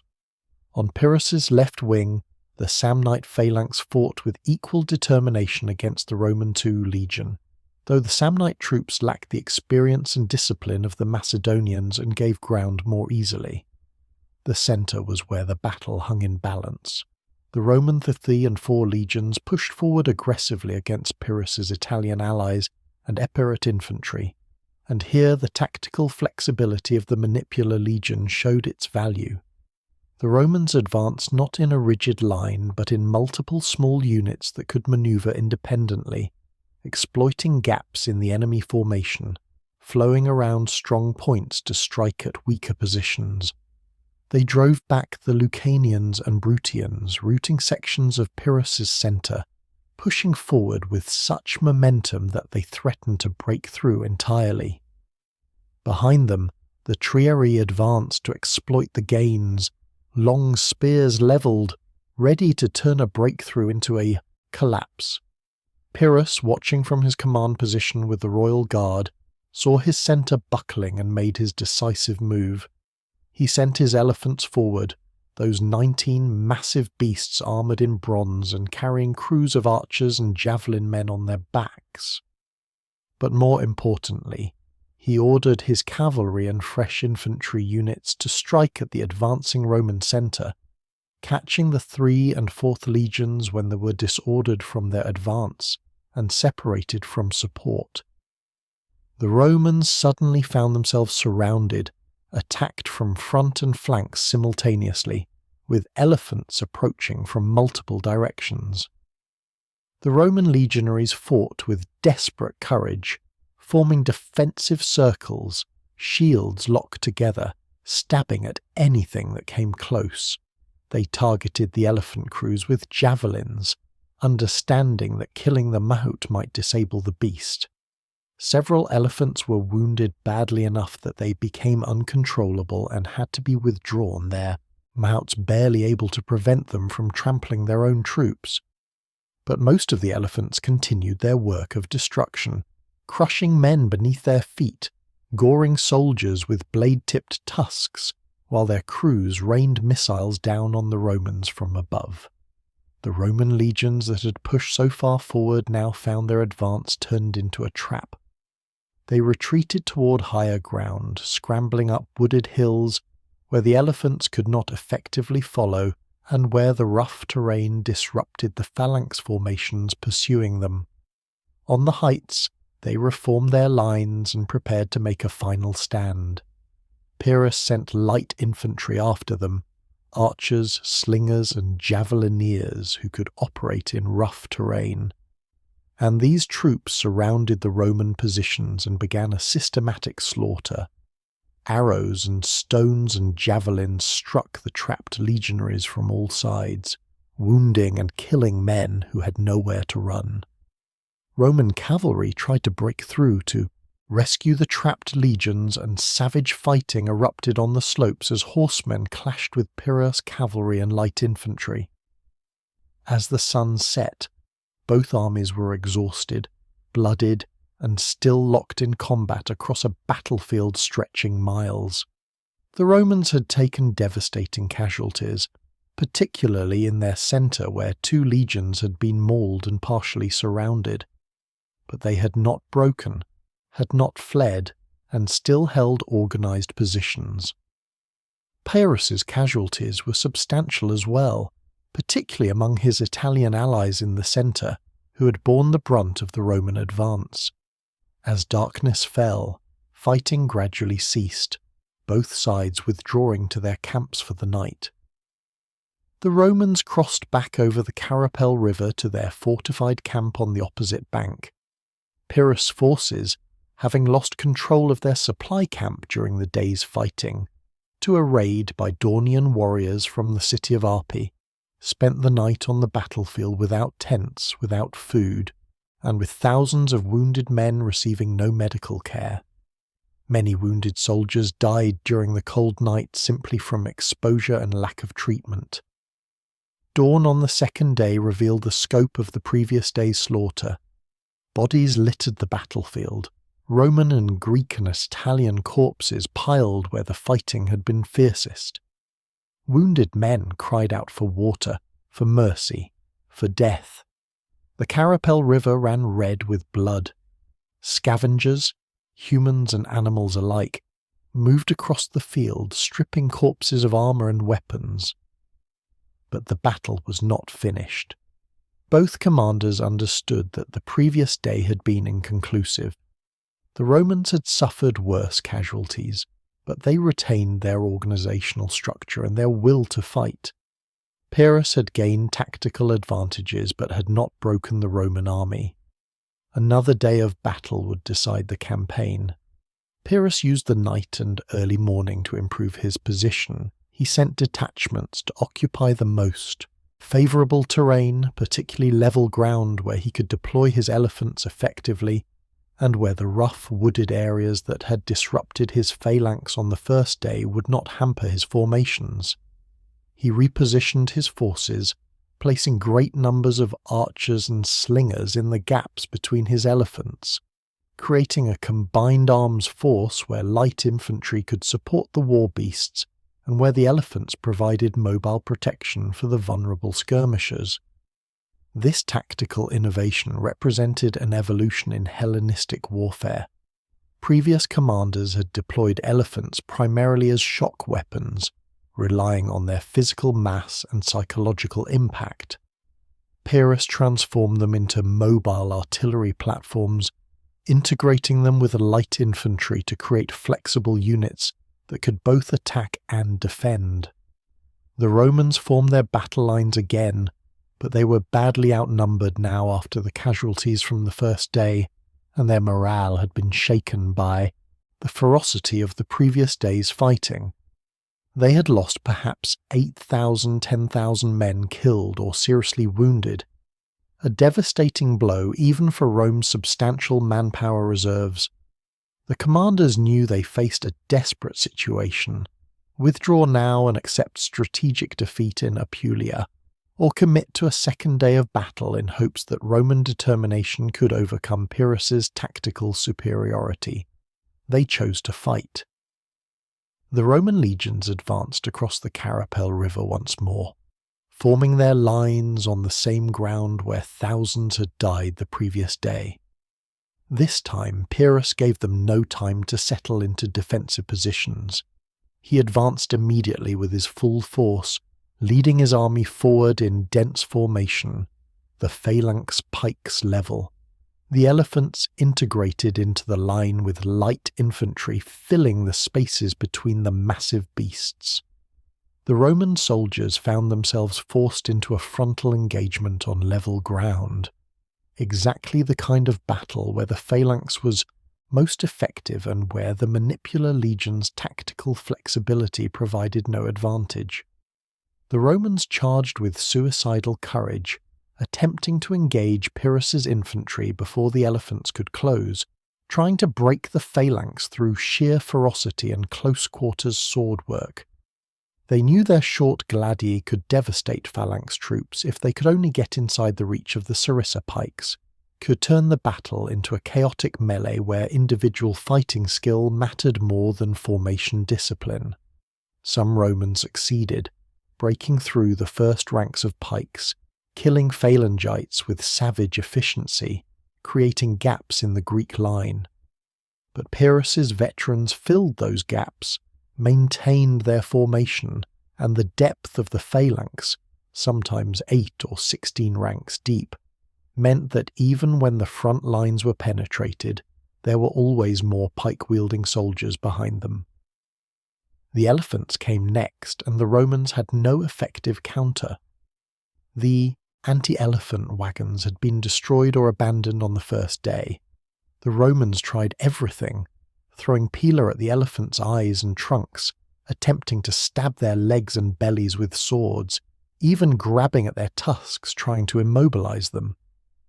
Individual Romans performed acts of desperate heroism, climbing onto elephants and attempting to kill the crews or wound the beasts enough to disable them.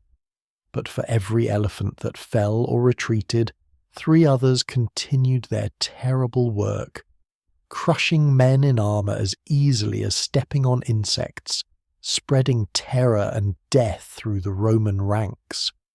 Behind the elephants, Pyrrhus sent his cavalry charging into the flanks of the engaged Roman legions.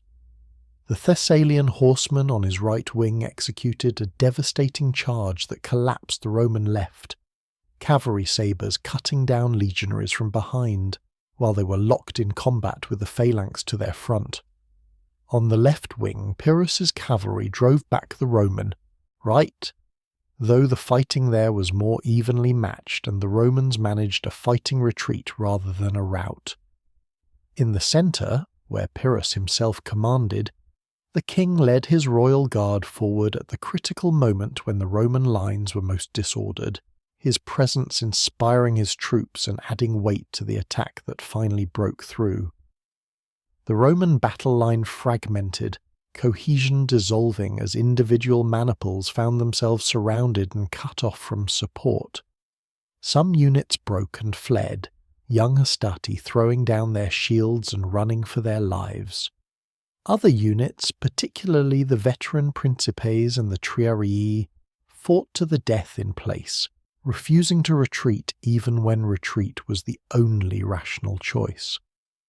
Roman officers died trying to rally their men, standard bearers fell still clutching their eagles, centurions perished surrounded by the bodies of their soldiers. The battlefield became a slaughter, Roman dead piling up as Pyrrhus combined. Force of phalanx, elephants, cavalry, and light infantry overwhelmed the legions through superior tactics and coordination.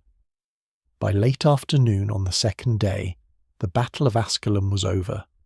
The Romans retreated in disorder, thousands dead on the field, thousands more wounded and captured. The consuls managed to save perhaps half their original force, withdrawing northward toward Roman territories where they could regroup. Pyrrhus held the field, master of Apulia, having defeated Rome twice in pitched battles. By every traditional measure, Asculum was a decisive victory. Pyrrhus had faced a Roman army equal in size to his own, and had destroyed it through superior tactics and leadership. He had demonstrated that the vaunted Roman legions could be defeated by Hellenistic military science, that courage and determination were not enough to overcome 18-foot pikes, and war elephants and Thessalian cavalry. The casualty figures revealed a different story. The most reliable ancient source, Hieronymus of Cardia, who was contemporary to these events and whose history was used by later writers like Plutarch, recorded that the Romans lost approximately 6,000 men killed and thousands more wounded. Pyrrhus' losses were listed as 3,505 killed. By these numbers, Pyrrhus had lost fewer men while inflicting heavier casualties, precisely what a victorious general expects. Yet these figures masked the strategic reality. The Romans could replace 6,000 dead legionaries from their vast manpower reserves, but Pyrrhus could not easily replace 3,500 veteran soldiers, particularly the officers and specialists who had fallen.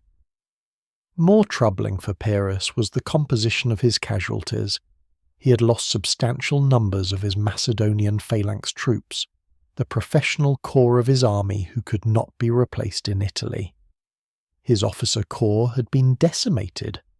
Commanders who had fought with him for years, men who knew his tactical methods and could execute complex maneuvers under pressure, specialists who trained recruits and maintained discipline.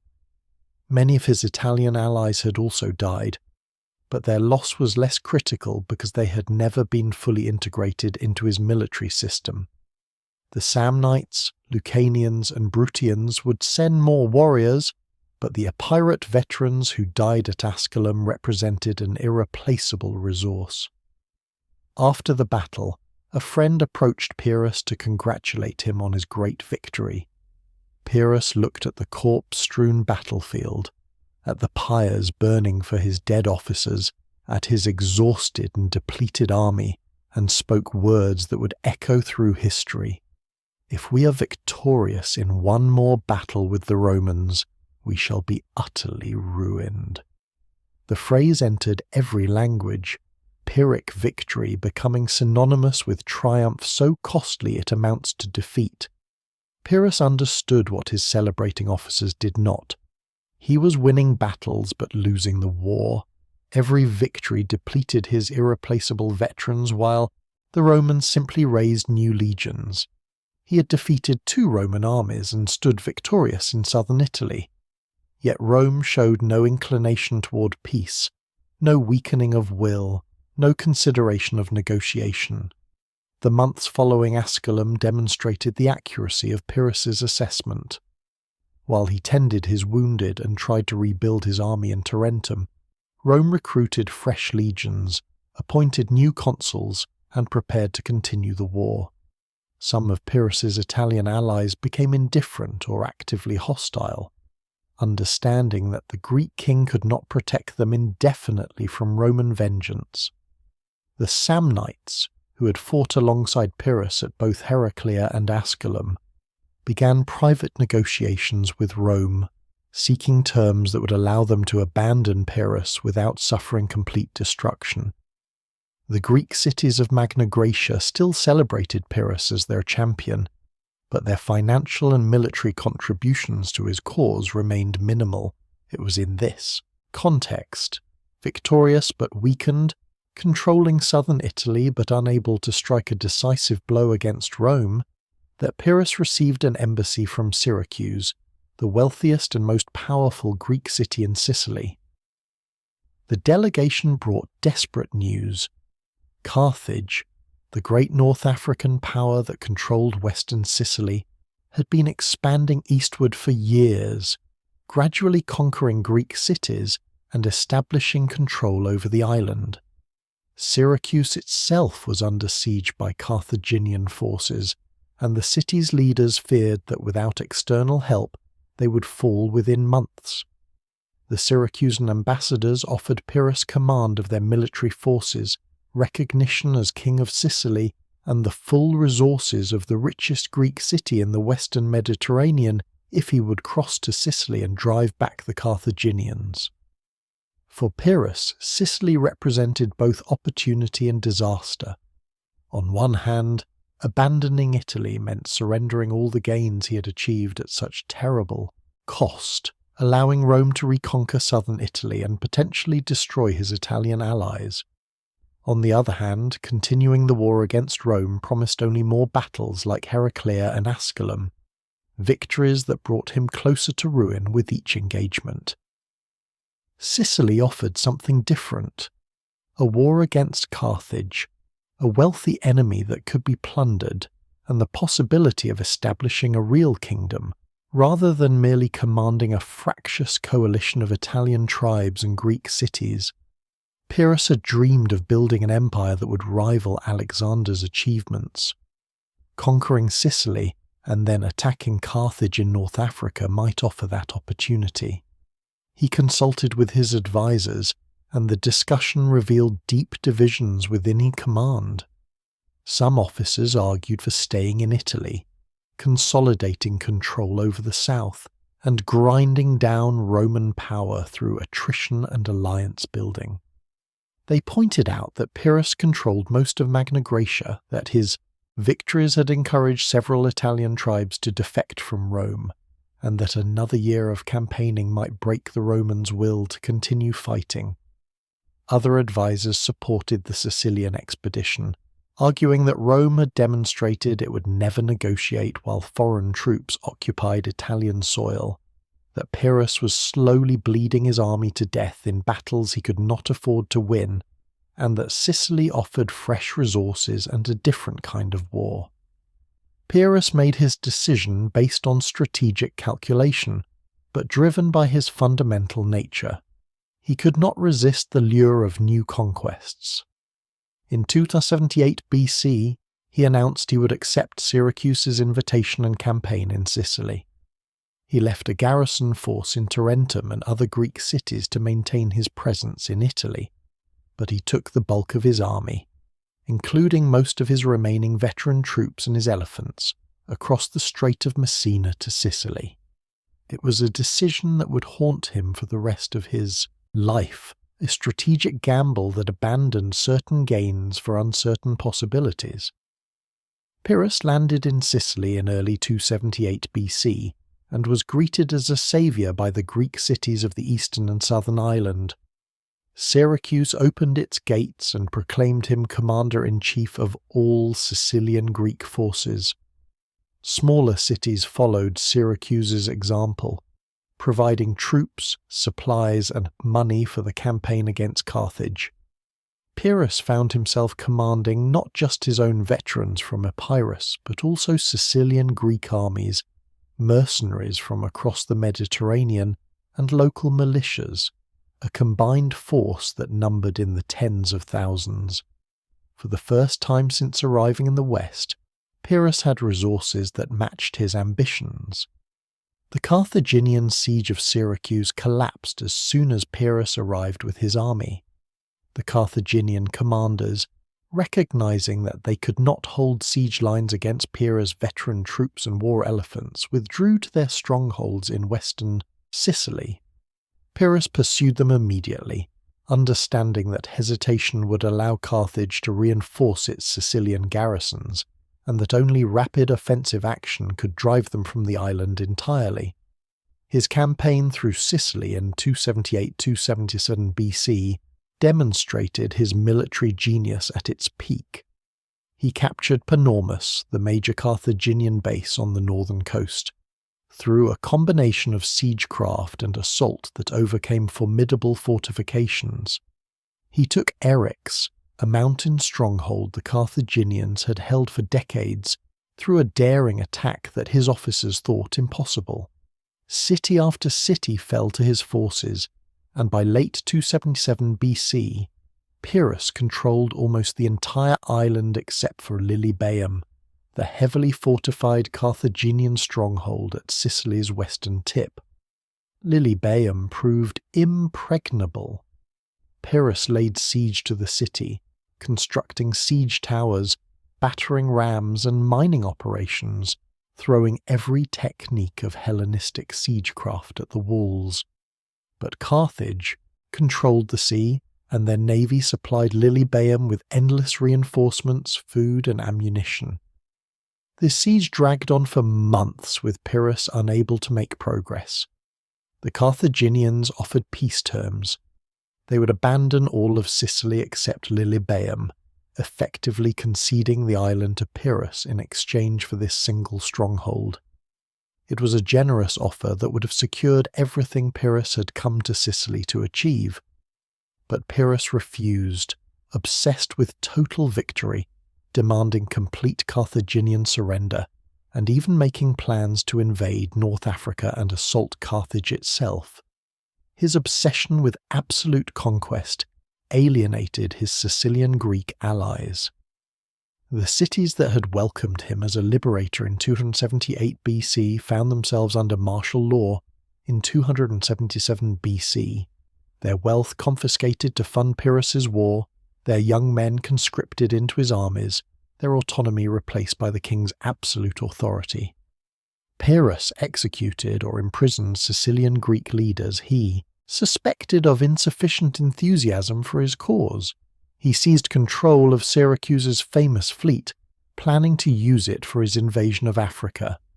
The Sicilian Greeks who had begged him to save them from Carthage now begged him to leave, and began plotting assassination attempts and rebellions.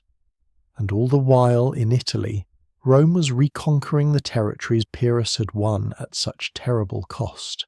Before we witness the final tragedy of Pyrrhus's war, I want to tell you about our exclusive Wars in History merchandise. We've designed authentic military history apparel and collectibles that let you wear your passion for historical truth. Visit our merch store, link in the description, to get your limited edition items. Every purchase supports our channel and helps us bring you more deep dive historical documentaries like this one. Now, let's return to the brutal conclusion of the Pyrrhic War. While Pyrrhus conquered Sicily and dreamed of invading Carthage, Rome moved with ruthless efficiency to reclaim everything he had won in Italy. The moment news reached Rome that Pyrrhus had sailed to Sicily with most of his army, the Senate recognized the opportunity and struck.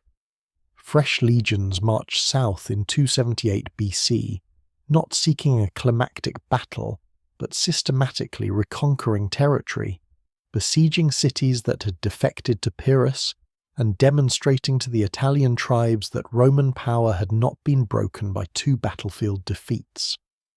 The campaign was not glorious or dramatic.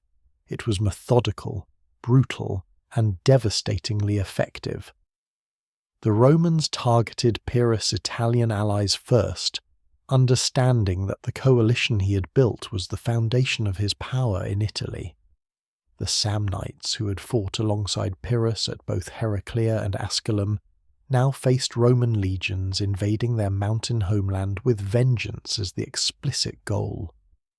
Roman forces burned Samnite villages, destroyed crops, slaughtered livestock, and made it clear that the price of defecting to Pyrrhus would be paid in blood and ashes.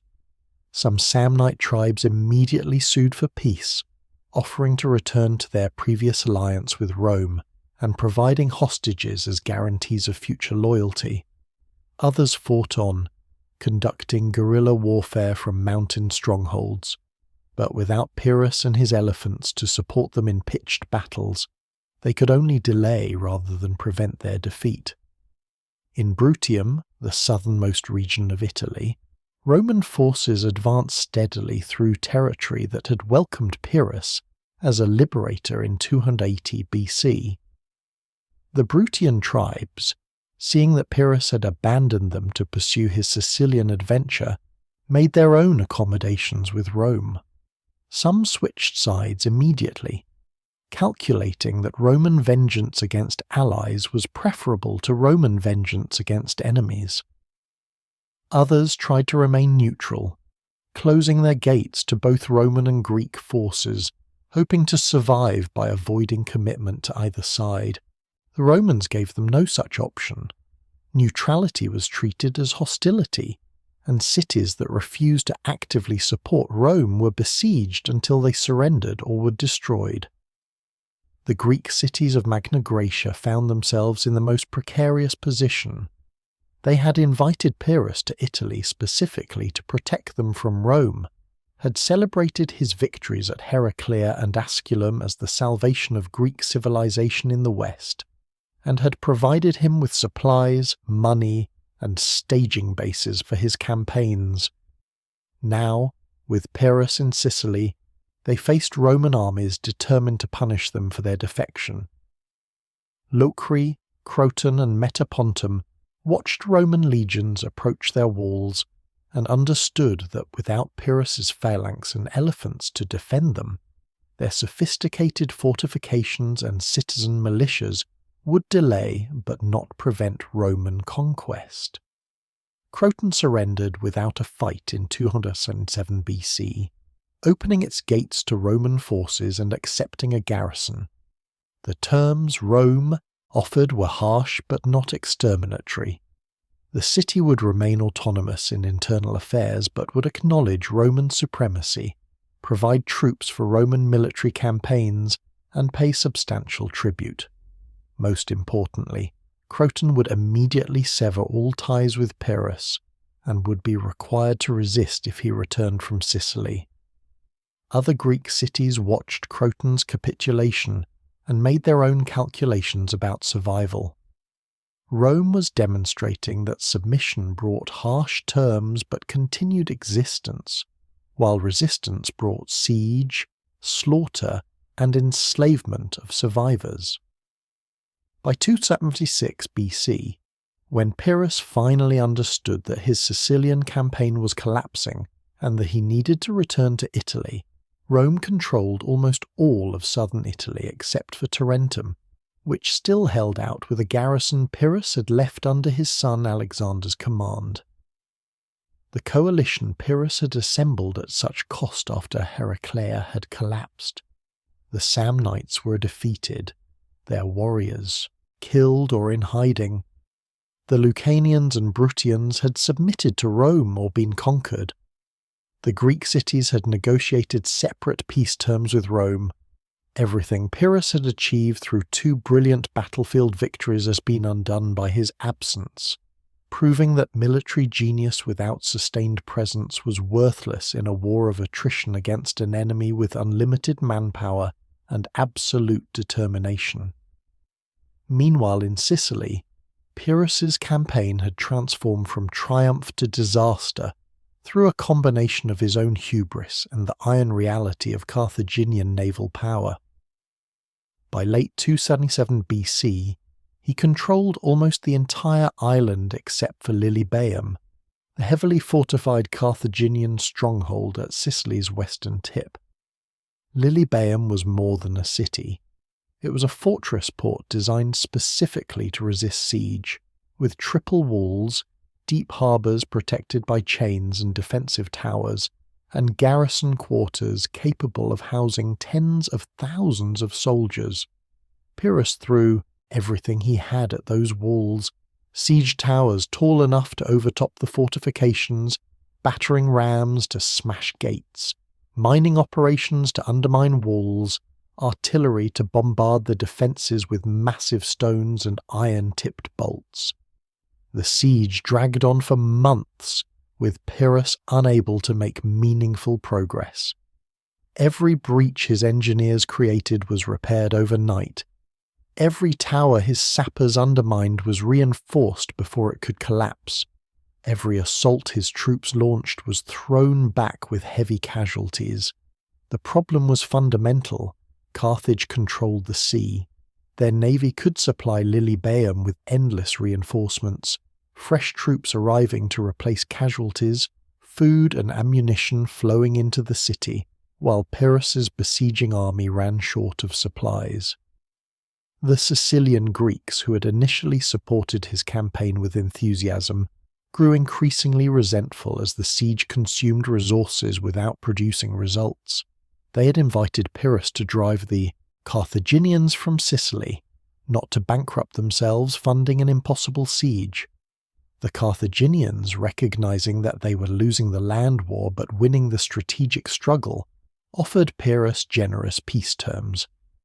They proposed withdrawing from all of Sicily except Lilybaeum, effectively conceding the island to Greek control while maintaining a single stronghold. It was a reasonable offer that would have achieved everything Pyrrhus had ostensibly come to Sicily to accomplish. The Greek cities would be free from Carthaginian threat. Pyrrhus would rule Sicily as a genuine kingdom with resources to support his ambitions. Carthage would avoid further military losses while keeping a foothold in Sicily. A sensible strategist would have accepted immediately. Pyrrhus refused. He demanded complete Carthaginian surrender, total evacuation from Sicily including Lilybaeum, and payment of war reparations. He was not thinking about Sicily as an end in itself, but as a stepping stone to greater conquests. With all of Sicily under his control, he planned to build a fleet, invade North Africa and assault Carthage itself, potentially conquering the Carthaginian homeland and establishing an empire that would rival anything Alexander had achieved. He shared these plans with his Sicilian Greek allies, expecting them to be inspired by his vision. Instead, they were horrified. The cities had asked him to defend them from Carthage, not to conscript their citizens and commandeer their fleets for an invasion of Africa that served his glory rather than their security. Pyrrhus' treatment of his Sicilian allies deteriorated from high-handed to tyrannical.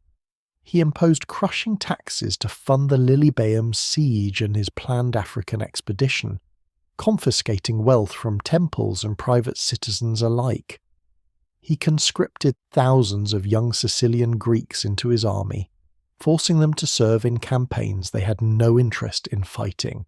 He executed or imprisoned prominent Sicilians he suspected of insufficient enthusiasm, including Thonon, one of Syracuse's most important leaders, who had been instrumental in inviting Pyrrhus to Sicily in the first place.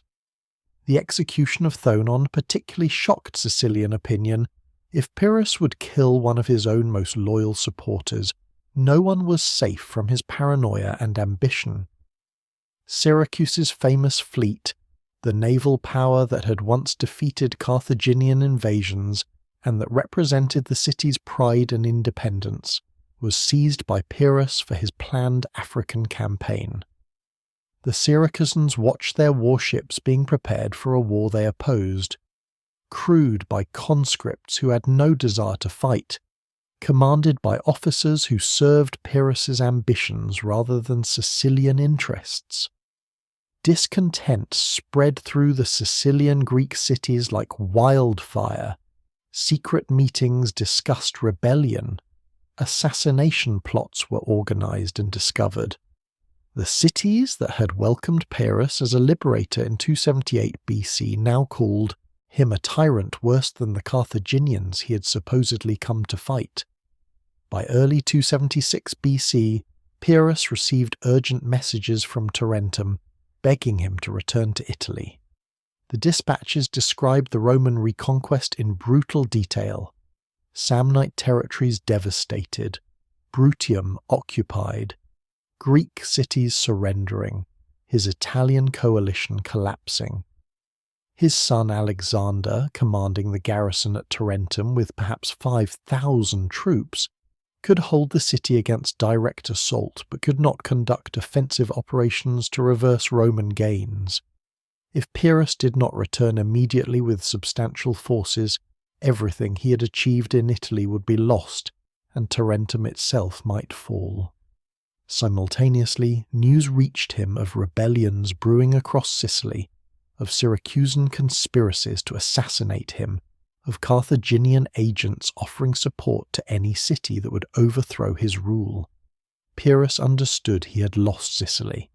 His dream of conquering Carthage was exposed as fantasy. His occupation of the island had alienated the very people who had invited him, and meanwhile in Italy, Rome was methodically destroying the foundation of his power. He made the decision to abandon Sicily and return to Italy with whatever forces he could salvage.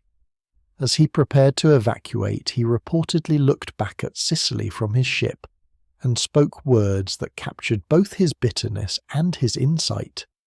What a battlefield we are leaving behind for Carthage and Rome to fight over. He understood that his intervention in Sicily had achieved nothing permanent, that after his departure Rome and Carthage would compete for the island, and that his 2 years of campaigning had ultimately benefited his enemies rather than himself. In the spring of 276 BC, Pyrrhus assembled his fleet at Messana on Sicily's northeastern coast, preparing to cross the Strait of Messina back to Italy. He commandeered approximately 110 warships from the Sicilian Greek cities, plus hundreds of transport vessels to carry his army, supplies, and elephants. The force he was taking back to Italy was substantially smaller than what he'd brought to Sicily 2 years earlier. Casualties from campaigning against Carthage, garrisons left behind in various Sicilian cities, and desertions by Sicilian Greeks who had no desire to fight in Italy had reduced his strength to perhaps 20,000 infantry and 3,000 cavalry, plus his remaining war elephants. But it was still a formidable army, and Pyrrhus believed that with these forces he could reverse Roman gains in southern Italy and rebuild his coalition. The Carthaginians had other plans. Their navy had been shadowing Pyrrhus throughout his Sicilian campaign, and intelligence networks had informed Carthaginian admirals that Pyrrhus was preparing to evacuate. The Carthaginian fleet assembled in the waters west of Sicily, waiting for the perfect moment to strike. They understood that if Pyrrhus successfully returned to Italy with a substantial army, he would continue to threaten Carthaginian interests in Sicily, and might eventually rebuild enough strength to resume offensive operations. Better to destroy him during the vulnerable crossing, when his forces were divided between warships and transport vessels, when elephants and heavy equipment made ships sluggish and difficult to maneuver, when a naval defeat would cripple his military power. As Pyrrhus's fleet entered the Strait of Messina, the Carthaginian navy attacked. It was a perfectly executed ambush. The Carthaginian warships, faster and more maneuverable than the heavily loaded Greek transports, swept through Pyrrhus's fleet like wolves through a flock of sheep. They targeted the transport ships first, understanding that sinking vessels carrying soldiers and supplies would do more damage than engaging Pyrrhus's warships in formal naval combat. Carthaginian marines threw grappling hooks to pull transport ships close, then boarded them, slaughtering Greek soldiers who were packed too tightly to fight effectively. Other Carthaginian ships simply rammed the transports, their bronze-clad rams punching through wooden hulls and sinking vessels in minutes. The strait became a killing field. Greek soldiers in full armour fell or jumped from sinking ships and drowned immediately, the weight of bronze dragging them down before they could remove their equipment. Transport ships carrying war elephants capsized, the massive beasts bellowing in terror as they slid into the water and disappeared beneath the waves. Supply vessels loaded with weapons, food, and siege equipment burned after Carthaginian fire arrows set their sails and wooden decks ablaze. Pyrrhus's warships tried to protect the transports, but they were outnumbered and outmaneuvered by the Carthaginian fleet, which had been training and fighting in these waters for centuries. The battle lasted several hours, and when it finally ended, the Carthaginian victory was overwhelming. Ancient sources record that the Carthaginians sank approximately 70 of Pyrrhus's ships and captured or damaged 28 more. Only about 12 warships plus some surviving transport vessels managed to escape and limp into the Italian port of Locri, where Pyrrhus had left his son Alexander with a small garrison when he originally sailed to Sicily. The naval disaster cost Pyrrhus thousands of soldiers drowned, most of his remaining war elephants lost, and critical supplies and equipment sent to the bottom of the Strait of Messina. The army that had left Sicily numbered perhaps 20,000 men.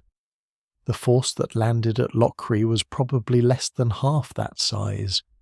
Pyrrhus came ashore at Locri with a decimated army, his strategic position in ruins, and his dreams of Western Empire drowning in the Strait of Messina along with his soldiers. He reunited with his son Alexander, who had managed to hold Locri throughout Pyrrhus's absence, but who brought grim news about Roman successes throughout southern Italy. The coalition Pyrrhus had, built after Heraclea, had collapsed completely. The Samnites had been defeated. The Lucanians and Bruttians had submitted to Rome or been conquered. Most of the Greek cities had negotiated terms with Rome. Only Tarentum still held out, and even there the population was wavering, exhausted by years of war and occupation, considering whether continued resistance served any purpose.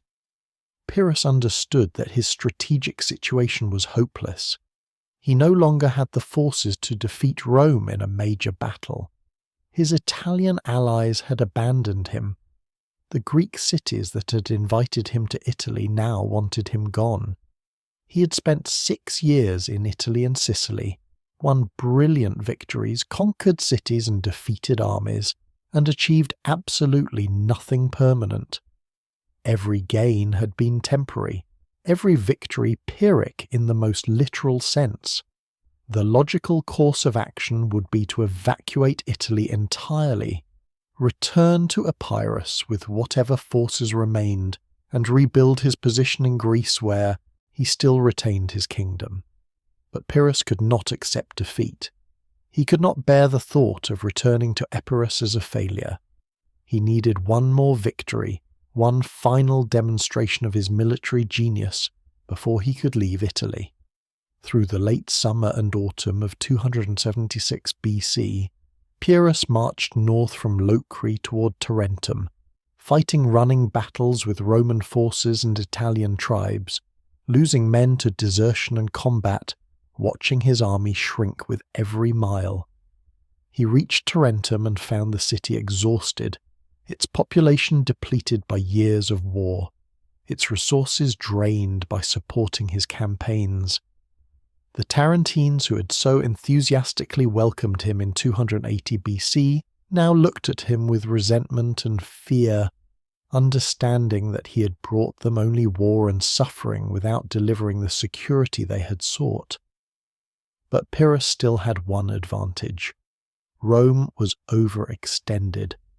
The legions that had reconquered southern Italy during his absence were scattered across a wide territory, occupying cities, suppressing rebellions, besieging strongholds. The Romans had not expected Pyrrhus to return from Sicily, and his arrival disrupted their consolidation of southern Italy. If Pyrrhus could concentrate his remaining forces and catch a Roman army before it could unite with other legions, he might win one more battlefield victory, demonstrate that Roman power in the south remained vulnerable, and potentially encourage his former Italian allies to rejoin his cause. Through the winter of 276–275 BC, both sides prepared for what everyone understood would be the decisive battle of the war. Rome appointed Manius Curius Dentatus as consul for 275 BC, and gave him command of forces to destroy Pyrrhus once and for all. Curius Dentatus was not an aristocrat or a career military officer, but a plebeian who had risen through talent and determination, exactly the kind of leader the Roman Republic produced in times of crisis. He was known for personal frugality. Legend said he lived on turnips and refused wealth, and for absolute incorruptibility. He had commanded legions in previous campaigns, understood Roman military doctrine thoroughly, and had studied the reports from Heraclea and Asculum, learning from those battles how to counter Pyrrhus's tactics. Curius Dentatus assembled approximately 20,000 to 25,000 Roman and allied troops near Beneventum in Samnium, a strategic location in south-central Italy. A second Roman army under the other consul for 275 BC, Lucius Cornelius Lentulus, was approaching from a different direction with additional forces. The Roman plan was to trap Pyrrhus between two armies, using their numerical superiority to overwhelm him regardless of his tactical skill. Pyrrhus understood this strategy and knew he needed to defeat Curius Dentatus before Lentulus arrived with reinforcements. Time was his enemy as much as the Roman legions. Pyrrhus' army at Beneventum numbered perhaps 20,000 infantry and 3,000 cavalry, roughly equal to Curius Dentatus's force, but far smaller than the combined Roman armies would be once Lentulus arrived. He had only 8 elephants remaining, most of his war beasts having been lost in the Sicilian campaign or drowned in the Strait of Messina. His force included the remnants of his original Epirot veterans, Sicilian Greeks who had joined him during the evacuation, and whatever Italian tribal warriors he had managed to recruit on his march north. It was not the magnificent army he had brought to Italy in 280 BC, not the powerful force that had triumphed at Heraclea and Asculum. It was a weary, depleted, desperate army commanded by a king who knew this was his last chance. Pyrrhus decided on a bold strategy, a night march to surprise the Roman camp at dawn. If he could catch the Romans still organising for the day, before their 3-line battle formation was properly deployed, he might overwhelm them through shock and confusion. Night marches were extremely risky in ancient warfare. Armies could easily become lost in darkness, units could become separated, formations could dissolve, and surprise was never guaranteed because scouts and sentries might detect the approach. But Pyrrhus was desperate, and desperate commanders take desperate risks. His army set out in the darkness, attempting to navigate rough, forested terrain in silence, moving through the night toward the Roman camp. Almost immediately things went wrong. The guides Pyrrhus had hired from local tribes became lost in the darkness, leading the army on circuitous routes that wasted precious time. Different units became separated, some moving too fast and others too slow, destroying the coordination necessary for a coordinated dawn assault. The elephants, moving through forest trails in darkness, panicked at obstacles and caused disruptions in the marching column. By the time Pyrrhus's advance elements reached the Roman position, dawn was breaking, the element of surprise was lost, and his army was strung out along miles of trail rather than concentrated for attack. Curius Dentatus, alerted by his scouts to the enemy approach, had time to deploy his legions in their defensive positions. Rather than being caught disorganized in camp, the Romans stood in their 3-line formation, shields locked, pila ready, completely prepared to receive Pyrrhus's attack. The night march that was supposed to deliver victory through surprise had instead delivered Pyrrhus's exhausted, disorganized army to a waiting enemy who held all the advantages. But Pyrrhus had no choice now except to attack.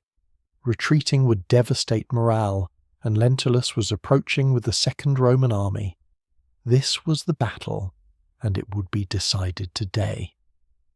Pyrrhus ordered his elephants forward immediately, hoping that even reduced to 8 beasts, they could disrupt the Roman formation enough to create an opening for his infantry. The elephants advanced toward the Roman lines, armoured in bronze and carrying crews of javelin throwers, massive and terrifying as they had been at Heraclea and Asculum. But the Romans had learned.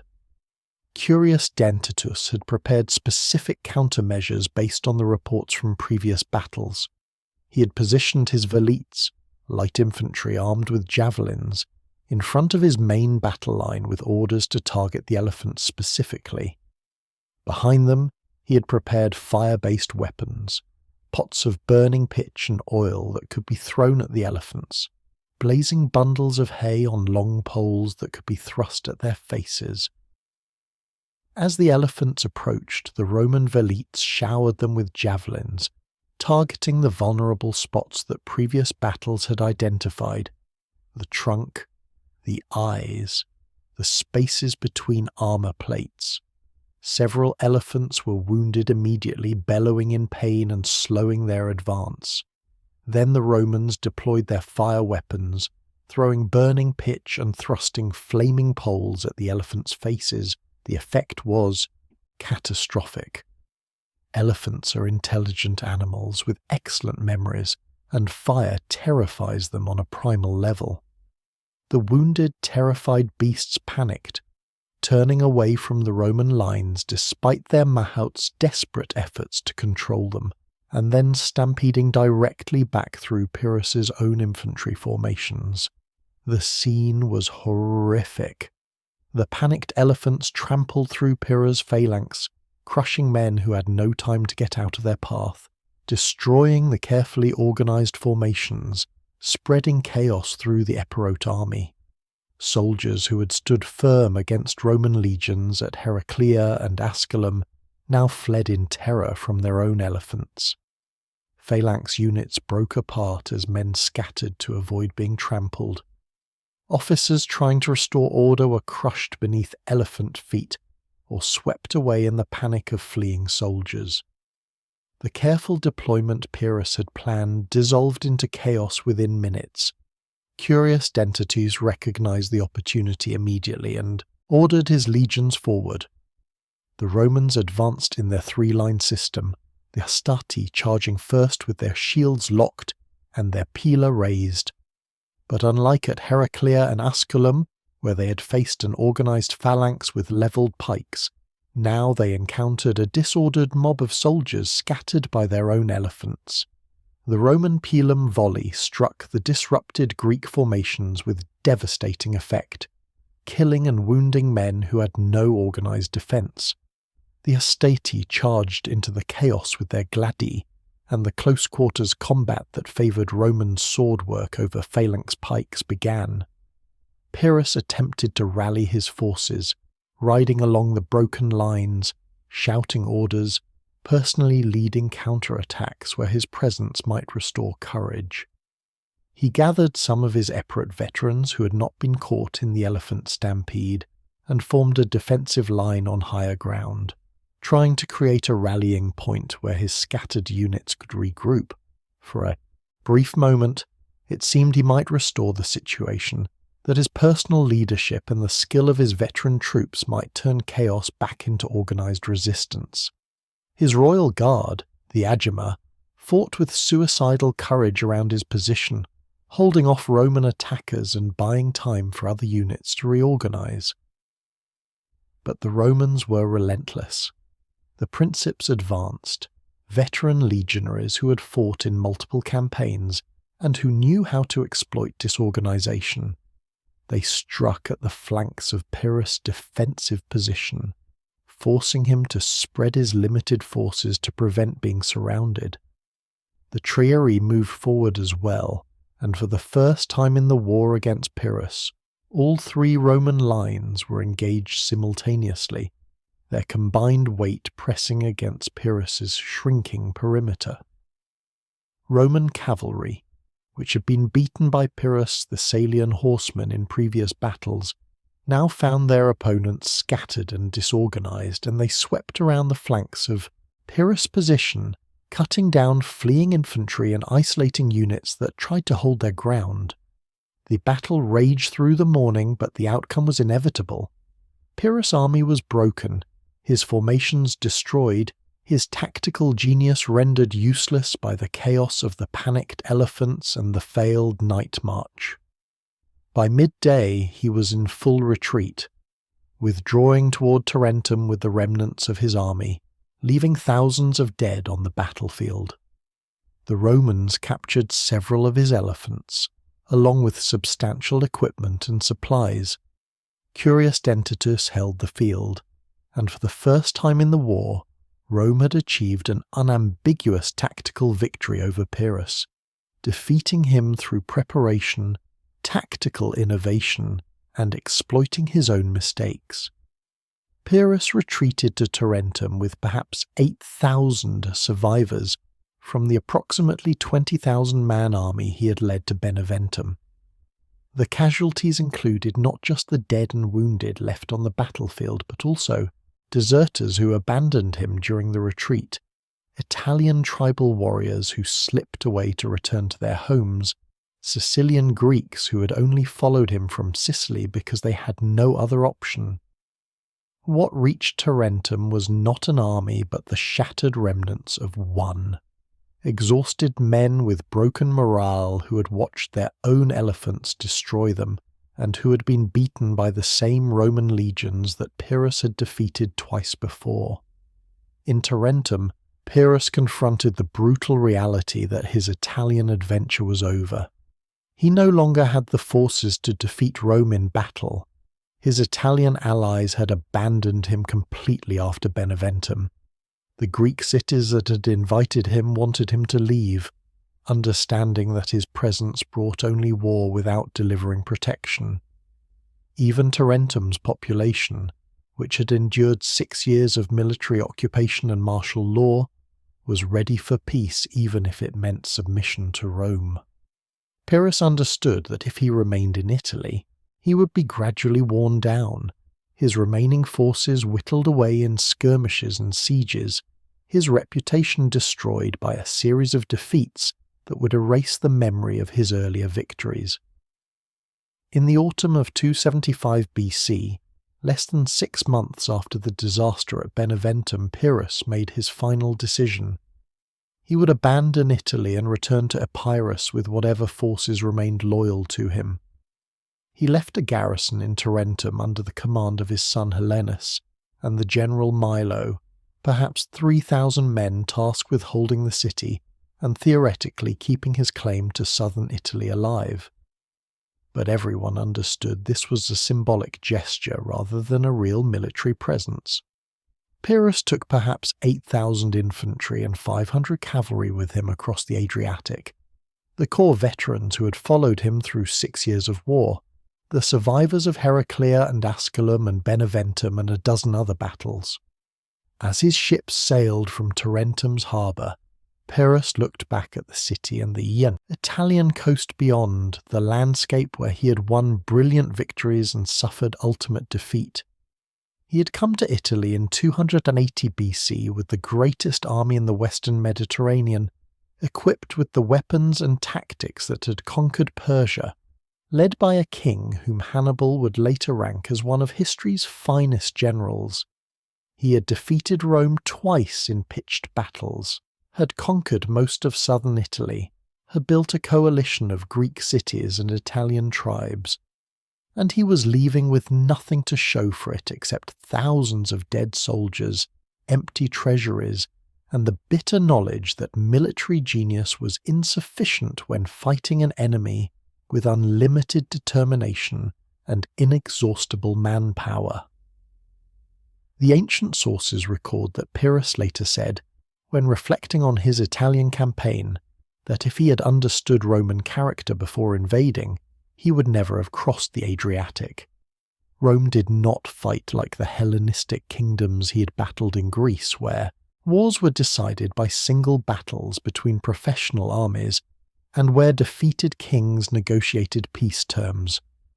Rome fought with the total commitment of a people who viewed defeat as intolerable, who mobilized entire populations for war, who raised legion after legion to replace casualties, and who never, ever negotiated from weakness. Pyrrhus had learned this lesson at a cost of 15,000 dead soldiers and 6 years of his life. Pyrrhus' departure did not immediately end the war in southern Italy. The garrison he left in Tarentum held out for 3 more years, keeping the city under Epirot control and preventing Rome from claiming complete victory. But without Pyrrhus and his main army, the garrison was simply delaying the inevitable. Rome besieged Tarentum methodically, not through dramatic assaults that would cost heavy casualties, but through systematic blockade that slowly strangled the city. The Romans cut land supply routes, established fortified camps surrounding Tarentum and, most importantly, worked with Carthage, their recent enemy in supporting Pyrrhus, to establish a naval blockade that prevented supplies from reaching the city by sea. The Carthaginian naval support for Rome against Tarentum represented a remarkable diplomatic achievement. Rome and Carthage had been competing for influence in the Western Mediterranean for decades, and would soon be locked in the death struggle of the Punic Wars. But both recognized that Pyrrhus represented a common threat, a brilliant general who might build an empire that would challenge both their interests. With Pyrrhus gone from Italy, the temporary alliance continued just long enough to ensure his garrison could not hold Tarentum indefinitely. Carthaginian warships patrolled the waters around Tarentum, intercepting any ships attempting to supply the city or bring reinforcements from Epirus. Inside Tarentum, conditions deteriorated through 274, 273, and into 272 BC. Food became scarce as the blockade tightened. The Tarentine population, never enthusiastic about Pyrrhus' occupation, and now suffering from siege conditions, increasingly demanded that Hellenists negotiate surrender. The Epirot garrison, loyal to Pyrrhus but realistic about their situation, understood that they were defending a city that no longer wanted their protection, and that relief from Epirus was not coming. In 272 BC, Helenus finally negotiated terms with Rome. The Epirot garrison would be allowed to withdraw safely to Epirus, taking their weapons and equipment, and in exchange they would surrender Tarentum to Roman control. Rome accepted these terms, recognizing that destroying the garrison would be costly and unnecessary when they were evacuating anyway. The Epirot soldiers marched out of Tarentum in good order, boarded ships in the harbour, and sailed for Epirus, ending 6 years of occupation. Rome entered the city and immediately began establishing control over southern Italy.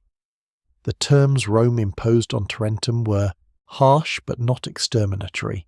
The city retained internal autonomy but acknowledged Roman supremacy, demolished part of its walls to prevent future rebellion, provided ships for Roman naval operations, and accepted a Roman garrison to ensure compliance. Other Greek cities in Magna Graecia watched Tarentum's fate and quickly negotiated their own terms before Rome imposed them through force. By 272 BC, Rome controlled all of southern Italy, from the toe of the peninsula to Campania in the west and Apulia in the east. The Samnites, after decades of resistance, were finally and completely subjugated, their territories incorporated into the expanding Roman Confederation. The Greek cities of Magna Graecia, which had flourished independently for centuries as cultural and commercial centres, became subject allies of Rome, retaining their Greek character and institutions, but acknowledging Roman military and political supremacy.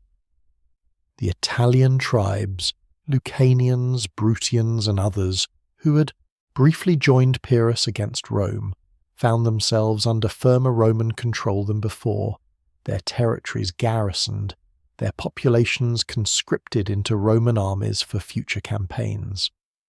Pyrrhus returned to Epirus in late 275 BC to find his kingdom diminished but intact. His absence in Italy and Sicily had allowed rivals to encroach on Epirot territory, and the treasury was empty after 6 years of expensive western campaigns. But Pyrrhus still had his reputation as a military genius, still commanded the loyalty of his remaining veterans, and most importantly, still burned with the unquenchable ambition that had driven him across the Adriatic in the first place. He could not rest. He could not accept that his prime years as a general were ending in defeat and failure. He needed one more campaign, one final conquest that would redeem his reputation and establish the empire he believed he deserved. In 274 BC, shortly after returning from Italy, Pyrrhus invaded Macedonia, taking advantage of political instability following the death of one of the Antigonid claimants to the throne.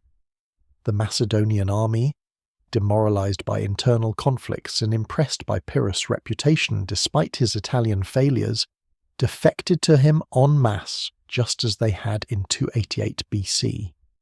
For the second time in his life, Pyrrhus became king of Macedonia, wearing the crown that Alexander the Great had once worn, ruling the kingdom that had conquered the known world. He must have felt that fortune had finally turned in his favour, that his failures in Italy were merely setbacks rather than the end of his career, that he could still build the empire he had dreamed of since childhood. But Pyrrhus could not hold Macedonia any more successfully in his second attempt than in his first. Antigonus II, Goenetas, the legitimate Antigonid claimant whom Pyrrhus had displaced, began organising resistance, bribing Macedonian nobles, promising restoration of proper order once the Epirot adventurer was expelled. Pyrrhus, rather than consolidating his control over Macedonia through patient political work, instead looked southward toward new conquests. He received an invitation from Cleonymus, a Spartan prince who had been passed over for kingship, in favour of a younger relative and who promised to support Pyrrhus if he invaded the Peloponnese and established Cleonymus on the Spartan throne. In 262 BC, Pyrrhus invaded the Peloponnese with approximately 25,000 infantry, 2,000 cavalry, and 24 elephants. A surprisingly large force that demonstrated he had rebuilt his military strength during his 2 years back in Greece. The campaign began with initial successes as several Peloponnesian cities opened their gates to him. But when he approached Sparta itself, he discovered that conquering the legendary warrior city would not be easy. Sparta's military power had declined from its ancient glory, but the Spartans retained their fierce independence and their willingness to die rather than submit to foreign rule. The city had no walls. Spartan tradition held that their warriors were the only walls Sparta needed, but the citizens organised desperate resistance, barricading streets, fortifying buildings, and preparing to fight house to house. The siege of Sparta became a brutal street-fighting campaign with Pyrrhus's forces making gradual progress into the city, only to be thrown back by Spartan counterattacks. Spartan women joined the defence, some fighting alongside the men, others carrying stones and weapons to the barricades, creating a total societal resistance that Pyrrhus had rarely encountered. After several days of costly fighting with Sparta still unconquered, Pyrrhus received word that Antigonus Goenetas was approaching with a Macedonian army to relieve the city and trap Pyrrhus in the Peloponnese. Rather than be caught between Spartan resistance and a Macedonian army, Pyrrhus withdrew from Sparta, marching north toward Argos. At Argos, one of the major cities of the Peloponnese, Pyrrhus found himself caught in a complex web of political intrigue and factional conflict. 2 rival factions within the city were fighting for control, and both appealed to external powers for support. One faction invited Pyrrhus into the city, promising to hand Argos over to his control if he would help them defeat their rivals. Simultaneously, the opposing faction invited Antigonus Goenetas, promising him the city if he would protect them from Pyrrhus. Both generals accepted, both marched toward Argos, and both understood that the city would become a battleground where their long rivalry would finally be settled. On a night in the early summer of 272 BC, Pyrrhus secretly entered Argos with a portion of his army, guided by his supporters within the city through gates they controlled. His plan was to secure key positions before Antigonus arrived, establish control over the city centre, and present Antigonus with a fait accompli. But the operation went wrong almost immediately. The gates that were supposed to admit Pyrrhus's elephants were too narrow, forcing him to remove the towers and equipment from the elephants' backs before they could enter, then reassemble them inside the city, a time-consuming process that eliminated any element of surprise. The citizens of Argos, awakened by the noise of an army entering their streets, realized they were being occupied and began organising resistance. Street fighting erupted in the darkness, the kind of chaotic urban combat where tactical genius and sophisticated military training meant nothing. Pyrrhus's forces found themselves engaged in vicious house-to-house fighting with Argive citizens who attacked from rooftops, from barricaded buildings, from narrow alleyways where phalanx formations could not deploy. The elephants, which had been so devastating in open-field battles, became liabilities in the narrow streets, unable to maneuver effectively and vulnerable to attacks from above. Antigonus' forces entered the city from another direction, adding to the chaos as 3 different armies: Pyrrhus troops, Antigonus forces, and Argive citizen militia, fought each other in darkness and confusion. Pyrrhus, recognizing that the situation was spiraling out of control and that he might be trapped in the city, ordered a withdrawal. He began fighting his way back toward the gate through which he'd entered, personally leading his guards in rearguard actions to cover the retreat. In a narrow street choked with soldiers from multiple armies, Pyrrhus found himself engaged in close-quarters combat, his guards struggling to protect him in the crush of bodies. An Argive woman, watching from a rooftop as the fighting passed below her house, saw Pyrrhus in his distinctive armour fighting in the street. She picked up a roof tile, a heavy clay piece weighing several pounds, and hurled it down at Pyrrhus. The tile struck Pyrrhus on the back of his head, hitting the gap between his helmet and his armour smashing into his skull with devastating force. He collapsed from his horse, stunned or unconscious, falling into the mud and blood of the street.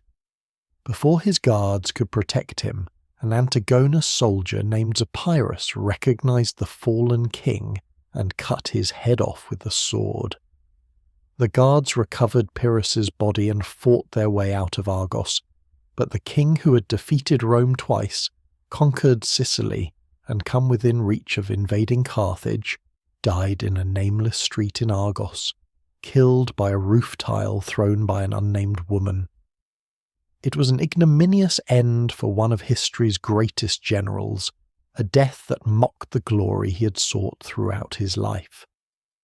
The death of Pyrrhus in 272 BC ended an era.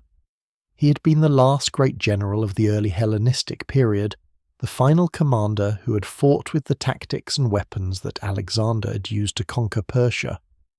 His Italian campaigns had demonstrated that the Macedonian Phalanx and Hellenistic military science could defeat Roman legions in pitched battle, that Greek tactical sophistication was superior to Roman discipline, and yet Rome had won the war.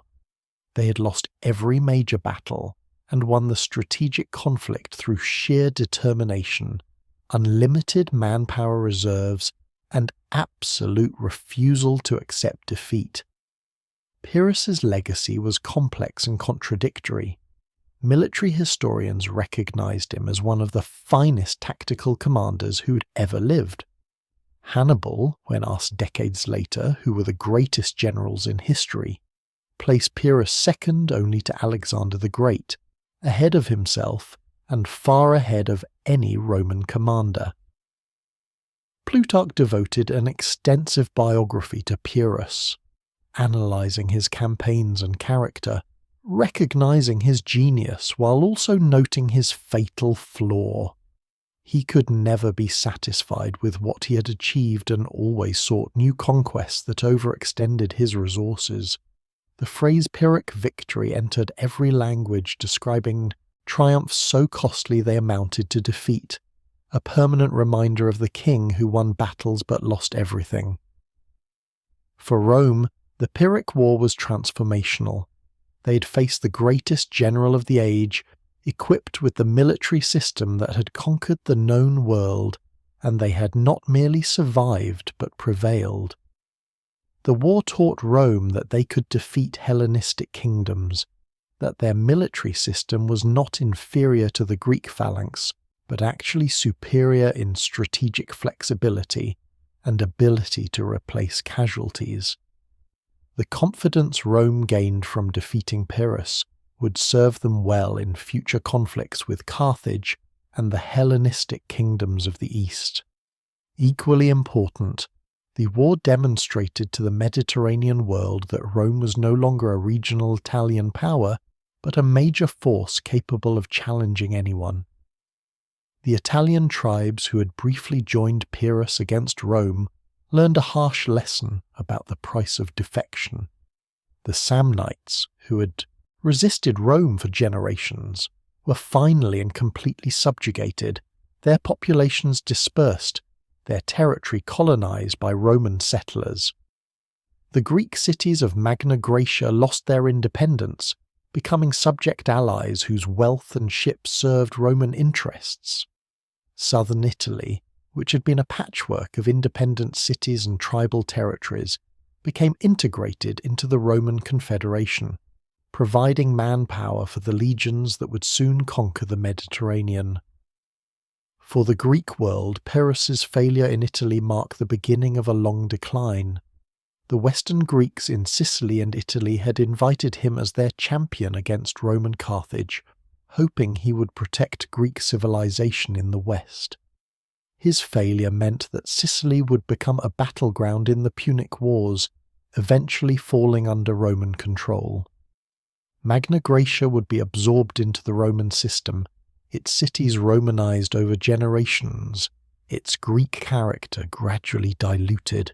Within a century, the independent Greek world would be reduced to client states and Roman provinces, and Pyrrhus' Italian campaign would be remembered as one of the last great attempts to establish Greek power in the Western Mediterranean.